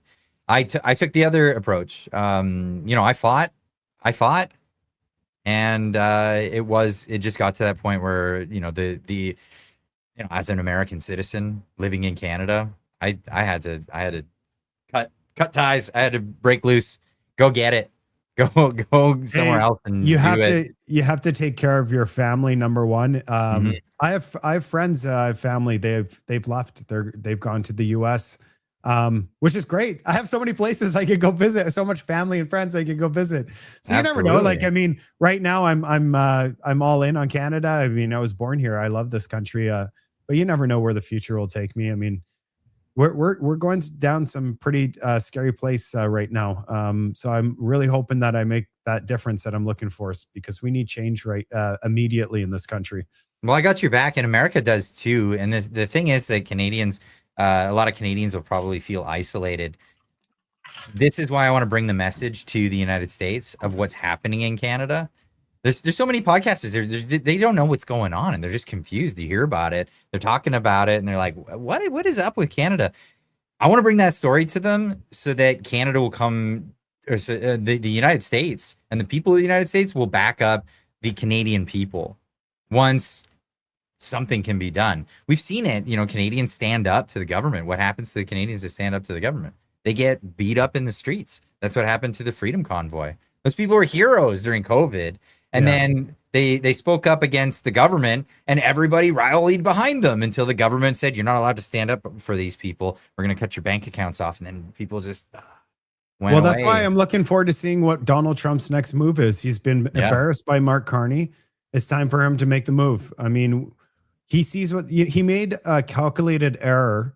I don't think he calculated. I think he just said, I don't care who gets elected in Canada. I'm going to do what I'm going to do for my people. He didn't know that, having a liberal would be so, like, he thought that it was Justin Trudeau that was a disaster. Little did he know every single liberal is the same. They're all the same. It's the same problems. And they don't negotiate fairly. They don't win elections fairly. They don't do anything fairly. It's you can't deal with them. It's really sad. And hopefully, there's a wake up call. We need help here. SOS. Save us. All right, let's get into some of these chats here right out of the gates tonight. Witch's Vault jumped in and became a member of the channel. Thank you so much. Really appreciate that. We've got Stomsen with a $20 super chat over on your channel. This is over on your side, Marc. And this one's love the show. Crazy times in Canada. Absolutely crazy times in Canada. And we've got I'm a conservative boomer. This is Trish Prue. Thank you so much for the 279. Says thanks for clarifying about some boomers. LOL. I get this every single time. There's a lot of boomers that watch the show, And when I say the boomer generation, like, yeah, you know who I'm talking about. I'm not talking about you. Obviously, you lovely people are not included, but you can generalize in things. There are a lot of boomers that have done a lot of number of things. The electing of Mark Carney is one of those things. But obviously, the people who are watching the show didn't vote for Mark Carney. And, they're just got outnumbered by a bunch of people who are absolutely terrified of whatever fear that they instilled in people during the election. So that's what it is. Yeah. But yeah, definitely classifying which boomers, hashtag not all, folks. That's no, how we see the boomers, the ones in the video with the knocking on heaven's door, because it's just, do you see that? Those are the boomers that we're talking about. The ones in the liberal video that are just knocking, and it's just that video went mega viral. Yeah. It's still going viral in the US, by the way. It's so embarrassing. That's the people that we are up against, guys. So the thing of the proclaimers, I'll knock on 500 doors or whatever, but knocking on heaven's door cracks me up because they're the boomers, right? But the thing is like, it's what's so sad is these people need to live their lives out in peace. In peace. Leave these boomers alone. Let them enjoy their life. They worked their whole life, and then you're gonna have them knocking on heaven's door. Please leave them alone. Let the boomers live in peace. Yes, let them live in peace. All right, moving on. Kevin Stankiewicz for $10. Thank you so much. He says Trump should make Trump should make Alberta a deal. If they vote for independence on October 19th, U.S. should recognize its independence. The U.S. military will protect Alberta if 5% of GDP for defense dollars is spent, and near free trade deal. Yeah, I mean, that's the deal Canada was offered. I think it was only 2%. Spend 2% of your GDP on military, and it would have been, you could spend it on beneficial stuff, anything, just whatever. Just gear up in some sort of way. Show that you actually want to defend this stuff, and you're not just going to rely on the taxpayer, the U.S. taxpayer, to take care of you if there's a situation. Yeah. That's all they're asking. I just want to mention one thing about this, the vote that's in October, it's not to actually independence. It's a vote to vote. So I would recommend anybody that's in the middle, even if you strongly disagree with it, I would recommend that you vote to have the vote. It will send a message to Ottawa. It will that, you know what, we're serious here. And so you're going to get concessions from that. So even if you're a liberal supporter and, I would suggest that everybody vote that way, because it's good for Alberta to be able to have that decision and fight for Alberta, because it's been years of Alberta sending, $40 billion a year for equalization payments, and then told, how to live their lives. You can't do any hunting. You're not allowed to do that. You can't have castle law. It's just absurd. Yeah, it is absurd. It just got me thinking of all the different things that Alberta's put up with, and the money that they spent on Ottawa. If it's only 2% military spending, I mean, that would be way less than what they're paying in transfer payments right there. They would save so much money by not paying the Canadian federal income taxes. That's just absurd. Moving on, Javelin Blue for 5 says, who's going to build your pipeline? You chased all your investments away. Absolutely. Doug Ford with his, we're just going to pop a pipeline in the ground. It's no problem. We'll have that done by Wednesday. Who's going to invest in Canada when your politicians don't even look at a map showing that the pipeline goes to the US, then back into Canada? The stuff that you see is so dumb. Somebody with $1 billion looking at Canada going, man, they're just way too dumb up there. Now is not the time to invest anyway. If say Canada is forever going to be dumb and can't figure it out until the entire country collapses, wait until it collapses, then invest. So if you have the money to invest, you might as well just sit on it and wait, because Canada, any investment will be a lot cheaper later. You know, it's been 11 years of decline. A lot of Canadians are just sick of it. They're like, just be done with it already. You know, like it's just this trickle downward. They do it on purpose so that you just feel hopeless by the end. Like they just wear you down until you're working 3 jobs and you're renting a 4x4 box in the sky. And that's the Canadian dream. You know what I have to say about the Canadian dream? I reject their version of the Canadian dream. We need to dream bigger. And I fully reject their 2x2 rental box, working 3 jobs dream. Oh, no more kids, by the way. And if you do have kids, we're going to try to get them to convert. No, we're done with that. It's over. Well, I did introduce to this store another shirt design. You'll love this one. This was the Canadian dream: get rich and move to the United States. You should have put Mark Carney's face on that one. Yeah, right. I wore this to the gym today, and people were cracking up at it. Clyde, I got some upgrades for your shirts here, man. Well, we'll work on some together then. That would be fun. But yeah, definitely go get yourself one of these, because this one cracked me up when we were making. Listen, we just have a lot of fun. You know, I work with my friend, a good friend Yuji. We built this company making these shirts, and we're actually having a laugh every time when we make these new designs. So yeah, we're gonna keep coming out with new ones all the time. I think you all enjoy it. We got another one from Javelin Blue for 5. He says they'll find out about this imaginary pipeline when gas and diesel go sky high when Alberta separates. Yeah, that'll be the case. I mean, I hate to see people suffer, because a lot of people, I don't want to see it. No, you know what the problem is a lot of people, they have no idea what's happening. We talked about that at the beginning of the show. Is people are working so hard, they are uneducated towards these type of things. Of like, you know, they just look at Doug Ford and say, we're cutting off the oil, and you know, we know that you know, it's just ridiculous. Yeah, absolutely. What's the thing that Jesus said when he was on the cross? Forgive them, for they know not what they do. Yeah. That's something I always remember.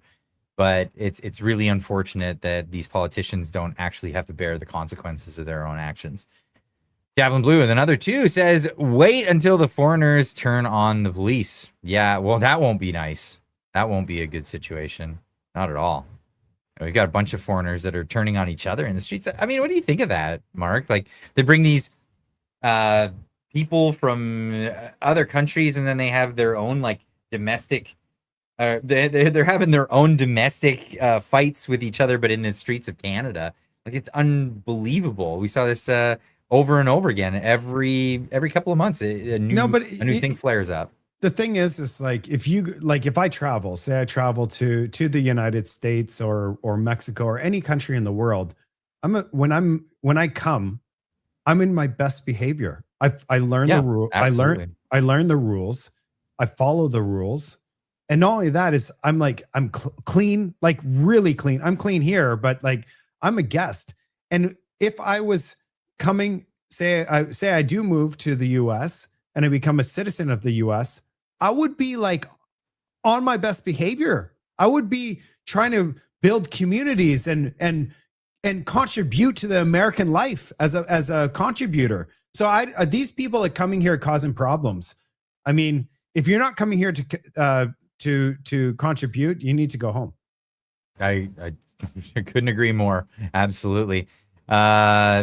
Snap food is that snap food for 1,000 joules in the loot box. Thank you so much. Really appreciate that. We also have Winiska with 100 joules. High five. Thank you so much for that. Church of Hertz with 10 joules. And this one's hiding. Okay, appreciate it. You know about the joules, right? This is a new thing that YouTube's rolled out. It's on the mobile apps when people are watching it via mobile. Oh, nice. Okay. Yeah, I didn't know about joules. Yeah, you can buy these joules and then you gift them out to your favorite creators. Cool little system that they've got going on now. Nice. Got the shift has hit the fan for 5.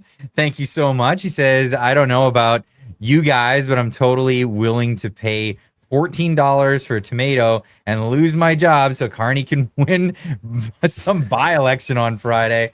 Yeah, no kidding.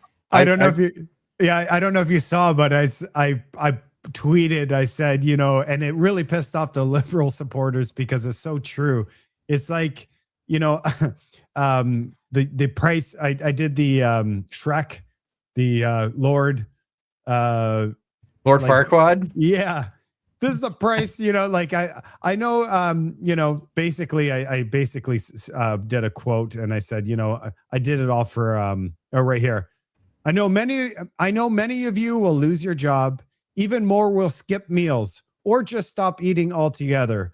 But that's the price I'm willing to make in order to win a couple by-elections. Marc Carney. Oh my God. That's brutal. And that's what it is. There's a couple of by-elections. There's 3 by-elections that are happening.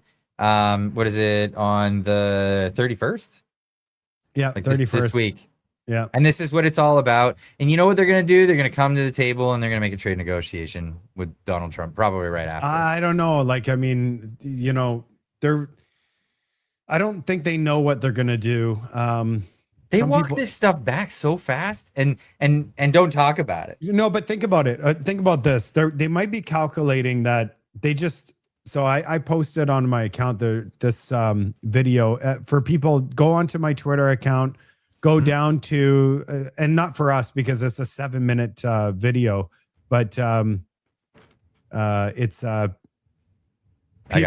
Peter Navarro. He basically did a pretty good explanation of why the trade deal collapsed. And I believe at the very end is the most important part is, you know, Canada was offered the best deal and the next deal is not going to be as good. The deal that was going to give them really favorable terms in terms of aluminum and steel, which we have another section 232 on.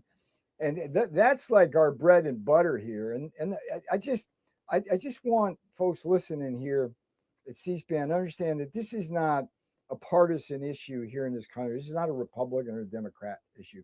This is simply an issue of protecting our workers, our ranchers, and our farmers. And Canada has really been exploiting USMCA, not negotiating in good faith. And Carney, I mean, the worst thing that ever happened to Canada was when Carney made a come from behind victory.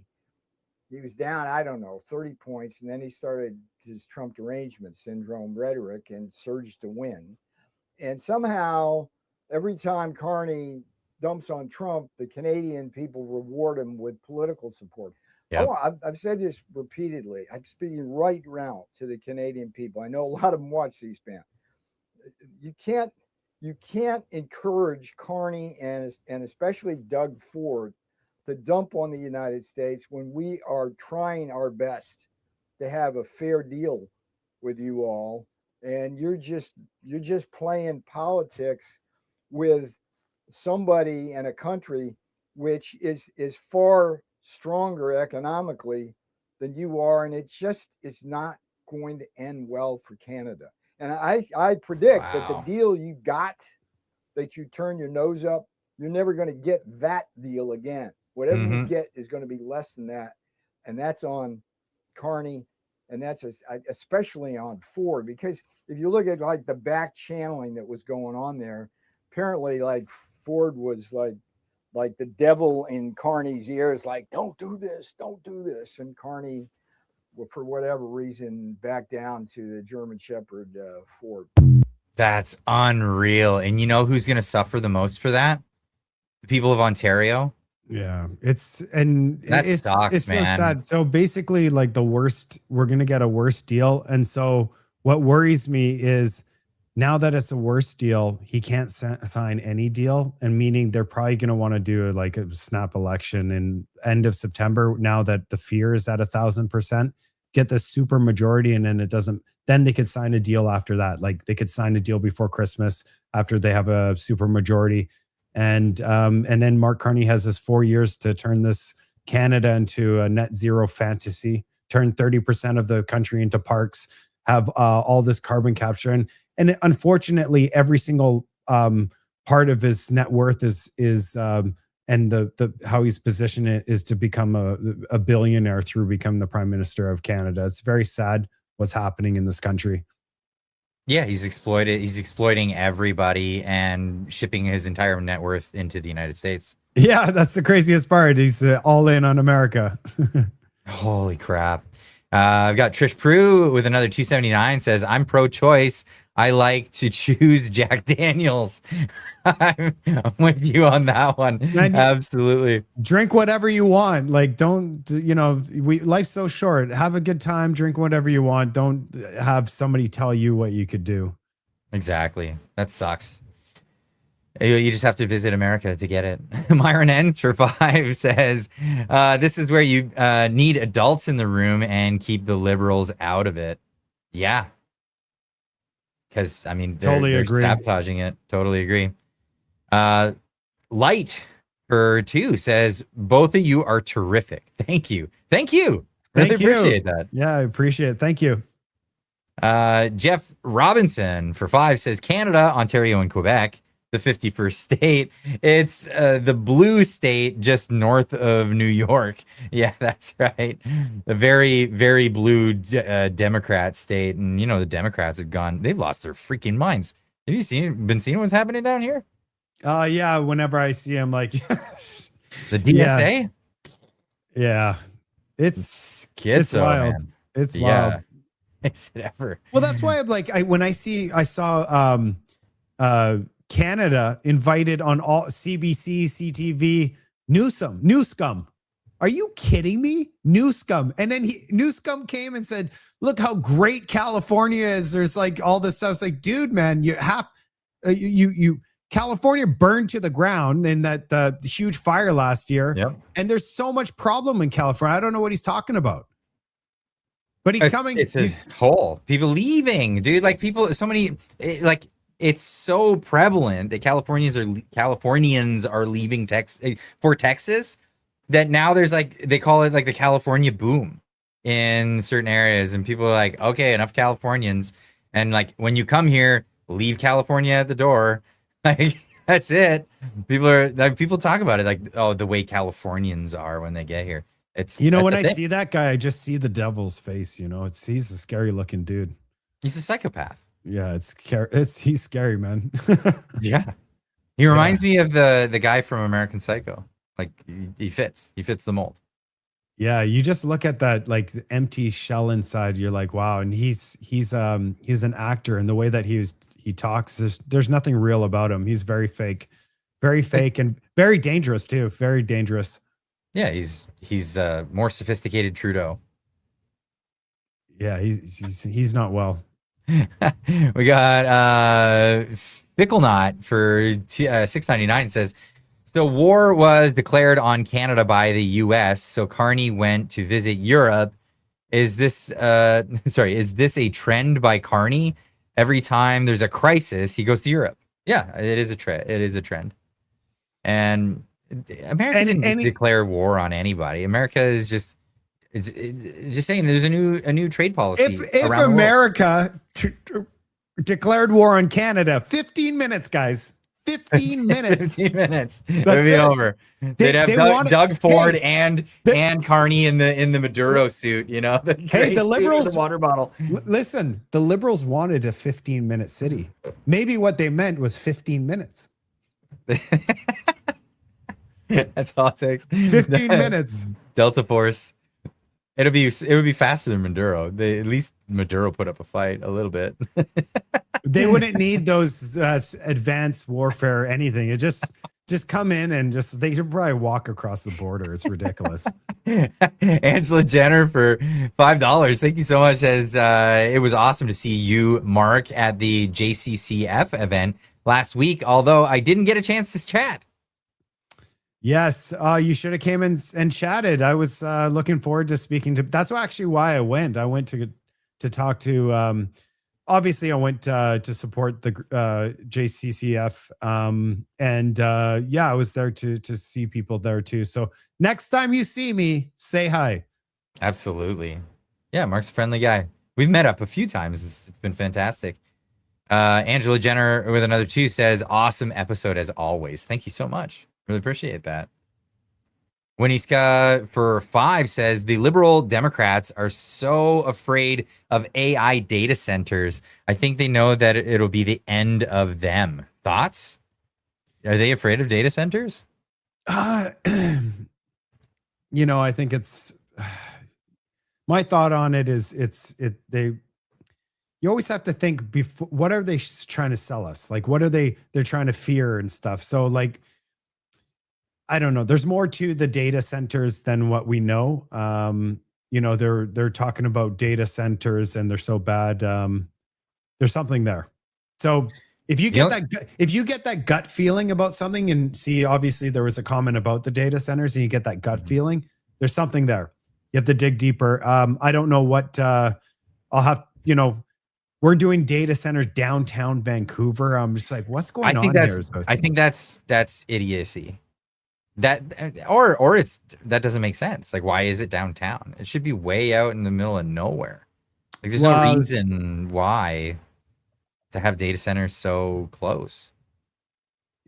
I don't know. I mean, people are fearful of the data centers because, like, why do they need all our data? You know, like, I do have to say, when growing up in, you know, I grew up in the 80s and 90s, and it was a way peace. Like, it was a better time. I felt more relaxed. There's no cell phones. You could go out and just kind of relax. And now there's just so much, and they're collecting our data for everything. You go to McDonald's, you order something, they know you better than you know yourself. They know you're going to McDonald's. They know all these companies, Costco, they're all farming the data. That's why we need the data centers. But what are they doing with all this data? Eventually, and then AI, yeah, I mean, let's put it this way. We have a Marc Carney running Canada. So if the wrong person gets in charge of the wrong thing, it's scary. That's for sure.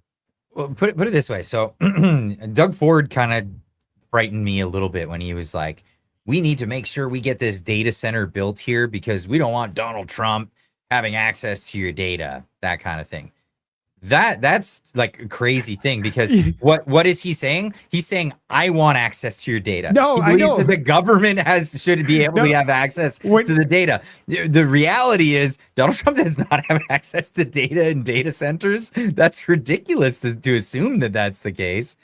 When he said that, I was like, who's going to protect us from our own government? Like, I was like, holy crap, like, you're going to be having access to this thing? This is nuts. So get this. So, you know, Apple, for example, Apple is this big, giant, evil corporation that does what are big, giant, evil corporation stuff. But one thing that is paramount to being able to function as a business for them is to keep people's data secure. And in fact, there have been cases where people have gone to, you know, backwards countries in Europe and stuff, and they've had their cell phones taken from them. And they say, and these backwards countries say, we want the data out of it, and then people are like, no, you're not getting it. So they contact Apple and they say, you have to give us this. It's by our laws. And they're like, yeah, but all of our data centers are in the United States of America. The data is stored there. You can't break into the device. We're not going to compromise our security, and you can kick rocks, right? That's it. But Canada tried to build a backdoor for that with Bill C-22. That's why data centers, you don't want your data in Canada, folks. No. You don't want your data in Canada at all. So the United States is like the place for data. Let's just say it sucks that Canada can't abide by, you know, privacy laws and all of this stuff, because Canada would be a great place to put data centers way up in the north where like nobody lives. That's like the place where it should be, where you don't need such refrigeration to keep the things cool, all of that stuff. By the time, you know, the big crews would go up and build them, but by the time these data centers go up, this is the other thing when politicians tell you they'll man thousands of people all the time. It's not going to create thousands of jobs. It'll be construction jobs when they make it, and there'll be like a skeleton crew to just watch after it and change broken parts. Like that's all it is, really. I just you know, we already have overwhelming amount of radiation around us with everything that we have. It just seems like these data centers would be like just an overload. I would not be living anywhere near these data centers. And for them to build it downtown Vancouver, you know, there's like tens of thousands of people that live down there. To me, it doesn't make sense. It's not good, and it uses the resources and of the area, so the infrastructure of the area. This is why Donald Trump is another thing why the Donald Trump I think did a great job on. He fast-paced legislation to make it so that all the red tape's cut for all these data centers that want to put it up, because they couldn't build the power to power them. So they were going to places where they could build the center and then leech off of the power of an existing neighborhood or existing grid. Now they're allowed to build their own power stations. See, they can produce their own power right next to the thing and not disturb anybody. So they can go remotely way away from all the towns and away from people, away from population centers. Yeah. Go out that way. So I saw a comment and there is some truth to it. So the data center that's in Vancouver, they want to make it a green data center where they use the excess heat to heat homes and also to give hot water to residents and stuff. So it's not they're going to capture the heat and use it. So it'll be 100% efficiency. The thing is that still doesn't eliminate the radiation issue. And the hum, apparently these things have just like tremendous hum coming off of them. You know how it is you try to create one solution, especially with this like green stuff, you try to create one solution, then you create a humongous other problem that you didn't think about. For example, this carbon capture that they want to carbon capture. Well, where's the carbon going to go? They're going to pump it underground. What happens if the ground cracks and then the carbon comes out of the ground? You wouldn't live very long if there was a leak. Oil, if there's a leak, I mean, you'd be fine, but there would be, clean up all that. But if there's a leak for CO2, anything downwind would you'd suffocate and you would be finished. So there's ridiculous. It's a deadly gas once it gets. So you pipe it on the ground, and then what happens if something it cracks and it surfaces somehow? So there's a risk that you're creating from doing something like that, when in reality, all you have to do is plant trees, manage forests, like farmers fields. I mean, the amount of photosynthesis that's happening above a cornfield, like the oxygen levels above a cornfield are off the charts. Yeah, but Brookfield doesn't make money from planting a tree. And you nailed it. You nailed it. There's no better explanation right there. Right there. That's it. All right. Myron Ends for 5 says, I have a couple of boomer relatives that have stopped talking to me because I'm conservative. Oh, that's too bad. You know what? I mean, you know what? So I have like family members. They all have different points of view. We try to just keep politics away from family discussions, because at the end of the day, you love everybody, love your family. And I'm really saddened to hear that. It's just, and I know people are really upset and angered right now, and you try to,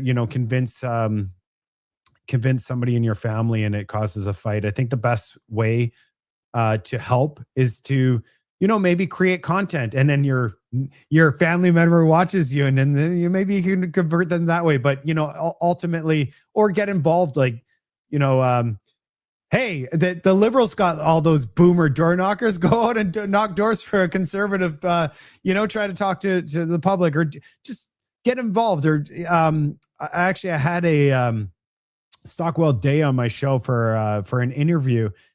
And I really liked what he had to say. I said, where have you been? Like, I haven't seen you in so many years. Like, I haven't gone anywhere.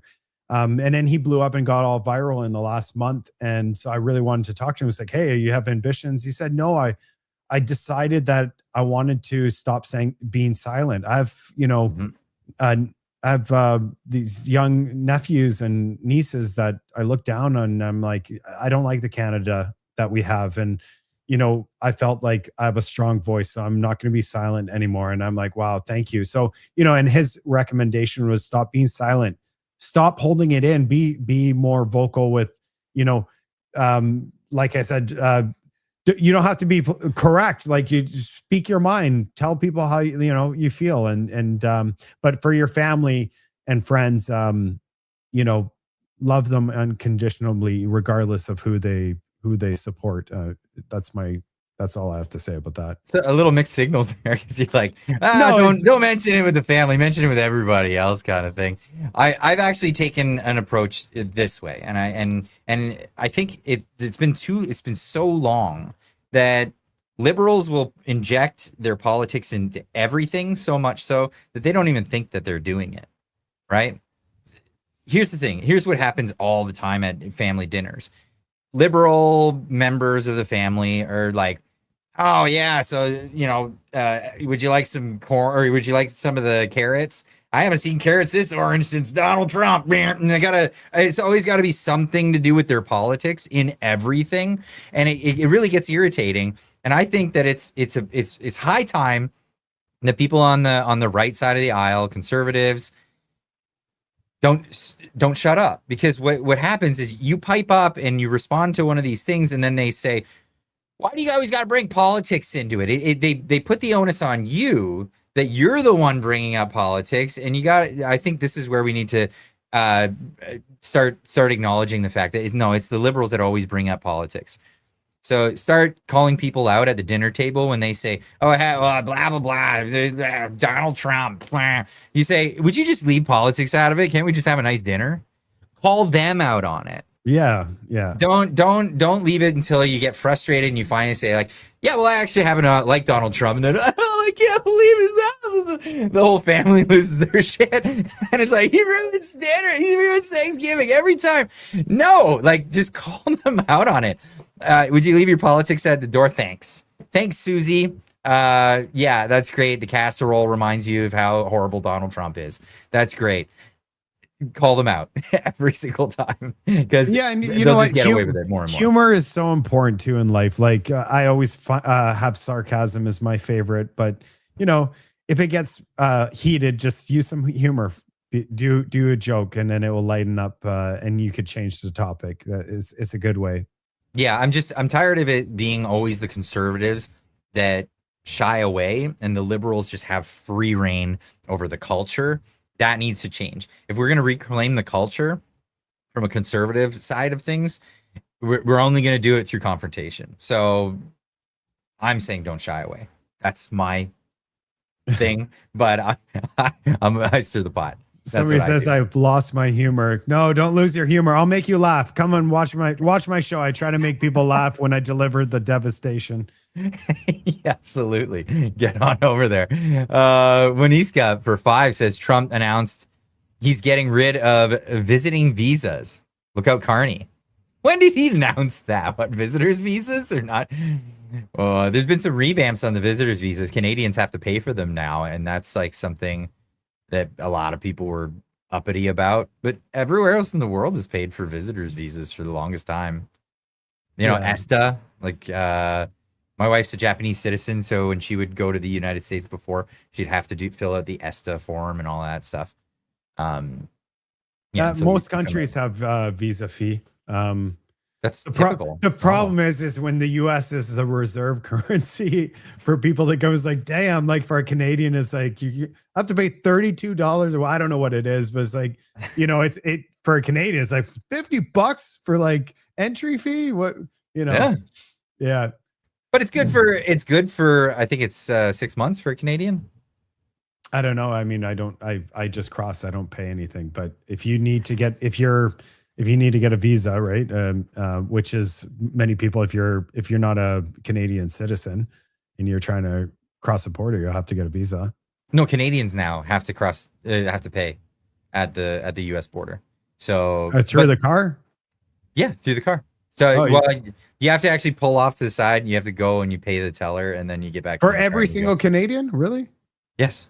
Oh, okay. I didn't know that. Yeah, I mean, if I would say if they're gonna do that, they should just do it for 5 years, just like or 5 or 10 years. Just pay one fee, because they're trying to raise money for the border guards and all that. That's basically what it is. U.S. is like so for people that are angry about this, the U.S. is kind of like when you go into a national park or something, you pay a fee to upkeep whatever you're utilizing. So if you're utilizing the border to go over, then they're collecting money to pay for these people instead of burdening the taxpayer. You're the one that wants to come to America. So that's kind of their mentality. So I totally get it. But if it's like, every 6 months, it's an inconvenience for someone that's has to go into the thing every 6 months if you're crossing the border. I get that side of it. It would be an inconvenience. They should do it if they do decide to do it, just do it for 5 or 10 years and then pay a yearly, whatever it is. If they want to do every 6 months, you have to pay. They could offer it. Say, hey, you could pay. Looks 31. Like if you have Nexus, you only pay every 5 years. That's it. That's okay. Angela Jenner's saying. Well, that's good. So, that makes sense. So like if you pay, if they give options, you go, hey, here's 6 months, $31. If you do 5 years, you pay like 200 or whatever, or whatever they do. Yeah. So, and it's a security check if you do the Nexus thing. So Nexus is actually quite nice if you have to go through the border often, because you get the fast line. And it's it's great. It's really nice. All right, next one from Jasmine Lane, Jammin'. Oh, Jasmine. I had Jasmine on the couple of weeks ago. It was a riot, a lot of fun. I need to just do a show with both of you together. That'd be a lot of fun. You know what? I don't think have I done a show with Jasmine? I don't think I have. I don't know. I don't think I have. Because I know all you guys so well that I just assume you guys know each other so well. Right? Yeah. I know Jasmine. I love Jasmine. She's great. She's I think fantastic. What's really interesting about the voices, the conservative voices in Canada, is that everybody has a unique voice. Mm-hmm. Nobody's the same. Everybody's unique in their own way. And that's what I really like about, the conservatives, is that everybody has their own way of delivering things. Like Moose on the Loose. I mean, the guy's a genius when it comes to piecing together all of the data points and the story and what's going on. He's a brilliant at what he does. I appreciate the work he does, and everybody has their way of doing it, and that's what we have to do. And so for people out there, you are a special person. You're gonna be a voice as well, and do something. It's gonna be unique. Everybody's unique. Everybody has different creativity. I'm kind of goofy, and I like data, and I try to have fun. That's my personality, and I try to deliver things in a fun way where we're joking, but we're also serious at the same time. So that's just how I am. That's how I do it, right? Keep it real. Keep it the way you are. Yeah, Jasmine says, Mark, so happy to see you on with Clyde. Yeah, awesome. Nice. Yeah. Awesome. Yeah, let's do a podcast all together one of these days. That'd be a lot of fun. We got Fickle Knot for $13.99. Thank you so much. Says, Carney is like the Islamic regime in sacrificing the people rather than negotiating with Trump. Wow. Yeah, you're not wrong. Not wrong. Wow. Just, didn't think of it in that sense, but yeah, absolutely. T-Mac 1970 says, for $5, I think the data centers are for technocratic control, digital ID, and CBDC. Not a fan. You could be absolutely right on that. I think there might be when you see like people like Mark Carney pushing it makes me nervous for sure, because ultimately he wants full control. I think there's maybe this aspect, and then obviously there's the collecting data for, to be able to sell us, it's all about just trying to keep us enslaved and stuff. Yeah.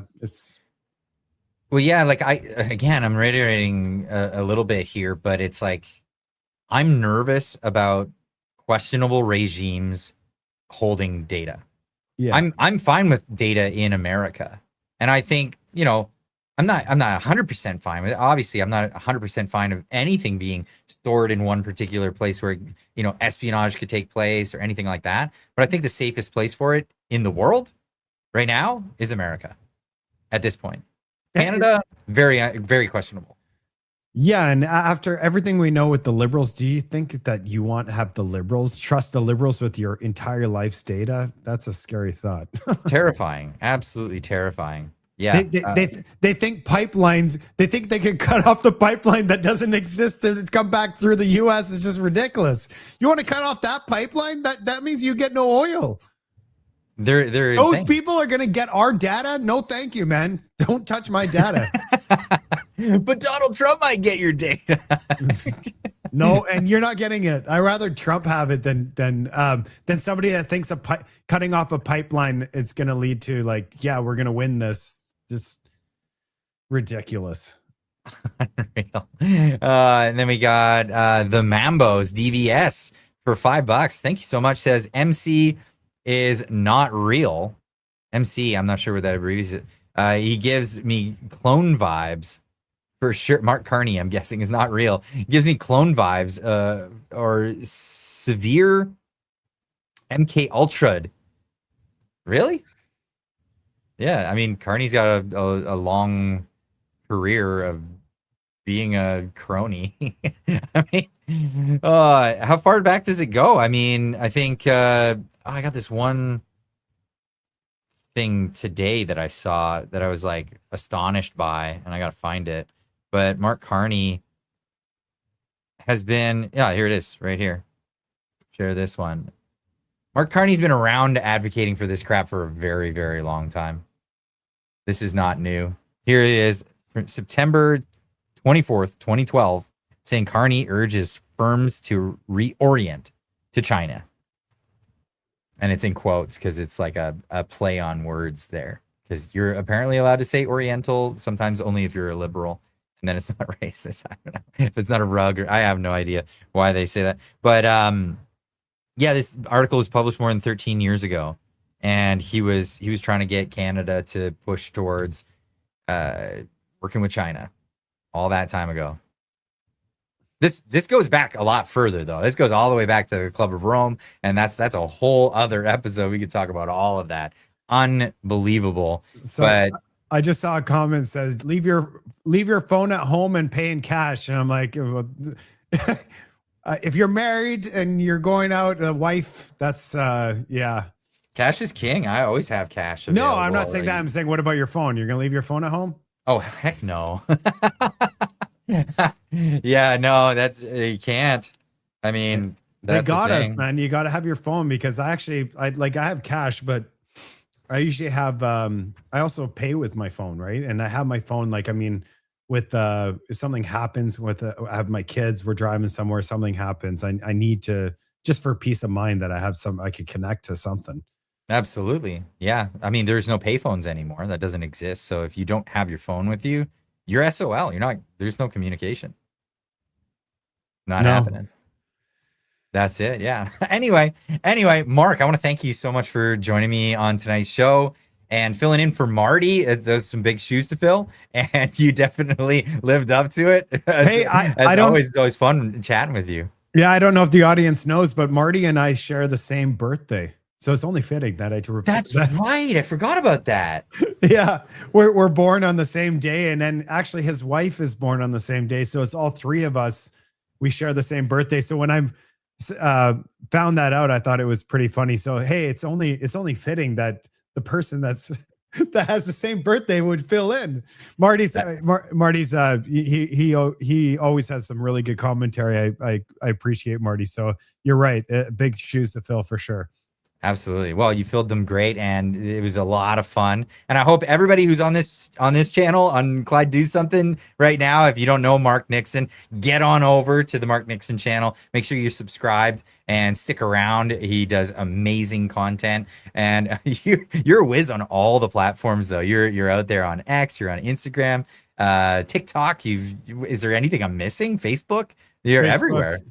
Yeah, right. So my big push is Facebook and Facebook, X, and YouTube. I'm on the other ones. I blew up on TikTok, but TikTok seemed like I put stuff up. I barely post on there anymore. I got almost 200,000, and then I stopped posting because they kept flagging my videos for nothing. I didn't even do anything. I'm like, why are you flagging my video? It turns so woke. If you don't say just the perfect thing, it's like flagged. I'm like, you know what? Forget this. This is so frustrating. I want to contribute to creating content on platforms that are truly love creativity, love free speech. That's why on X, I'm posting, like you said, I post like sometimes 50 original pieces of content on X. Like today, I think I'm at like 43 pieces of content. Yesterday, like in the last, I go through waves. It just depends on the news cycle. But yeah, I'm if you want to know what's happening on my show. I often do content on X, so you kind of get a sense of what I'm going to do on my show. But you're going to want to watch my show because on X, I'm not providing any of the commentary, and I make my show pretty fun. So if you want to know kind of what's going on, go on to X because it's live, and then you'll get the show on YouTube. So Blue Sky's out of the question. Hey, I opened an account on Blue Sky just to see what people are doing. And then like after 3 days, I'm like, man, I'm starting to feel like it was rubbing off on me. I'm like, no, I got to I can't do this anymore. Like it was actually kind of, I'm like, you know what? I try to surround myself in my brain, like with healthy, like, you know, like the stuff they talk about over there. I'm like, no, I just can't pollute my mind with that kind of stuff. I was over there. I think I lasted 2 days and I got banned. Yeah, I know you did. I was watching. I'm like, you know what? You're the reason that I went on there because I'm like, I want to see what he's talking about and start trolling these people to see, like, you know, like I went on there and they're absolutely nuts over there. It's like 2 or 3 days I got banned. It was really bad. You know what's interesting too is like it's like a cult where like there's no other perspective than whatever is like mainstream. Like they follow like a script. It's like there's no and what's really interesting is if the people within the cult, if one person has like an idea and puts it in there, they all like swarm and blow that person up. It's their own people too. It's insane. Yeah. It's so crazy. It's and so that's crazy. why they had to run over there because Twitter became a free speech platform. And they're like, we can't have that. We don't want free speech. We want to censor people's speech. We only want an echo chamber of this. And when people, I love, so X is great because, you know, on X, you know you've broken out into the algorithm with one of your posts because all the lefties start attacking you. And you're like, oh, nice. My post made it out past the, you know, just my followers. I'm actually getting out there into the rest of it. And people are arguing with me. That's great. You know, you can't find out if you're on you know what? Not True Social. My number one fans on X are my haters. They're the first person to respond. First person. Wow. They're like, I'm like, man, I love you guys. You guys respond within like 5 seconds. They're already responding. I'm like, well, this is guys. Thank you. Like, you know, I don't even care what they say. I'm just like, you guys are my number one fans. I love you guys. Oh, that's great. Anyway, we're going to shut down the show now. And Mark, stick on the line. I'll chat with you after we finish the live stream. But everybody, thank you all for joining. If you're on Mark's show and you've never seen my channel, my name is Clyde Nichols. I run the channel Clyde Do Something. You come on over. You'll learn all about what happens when you leave Canada and move to the United States. What kind of everything that happens with that. So head on over and join us over here as well. So good night, everybody. Enjoy your evenings.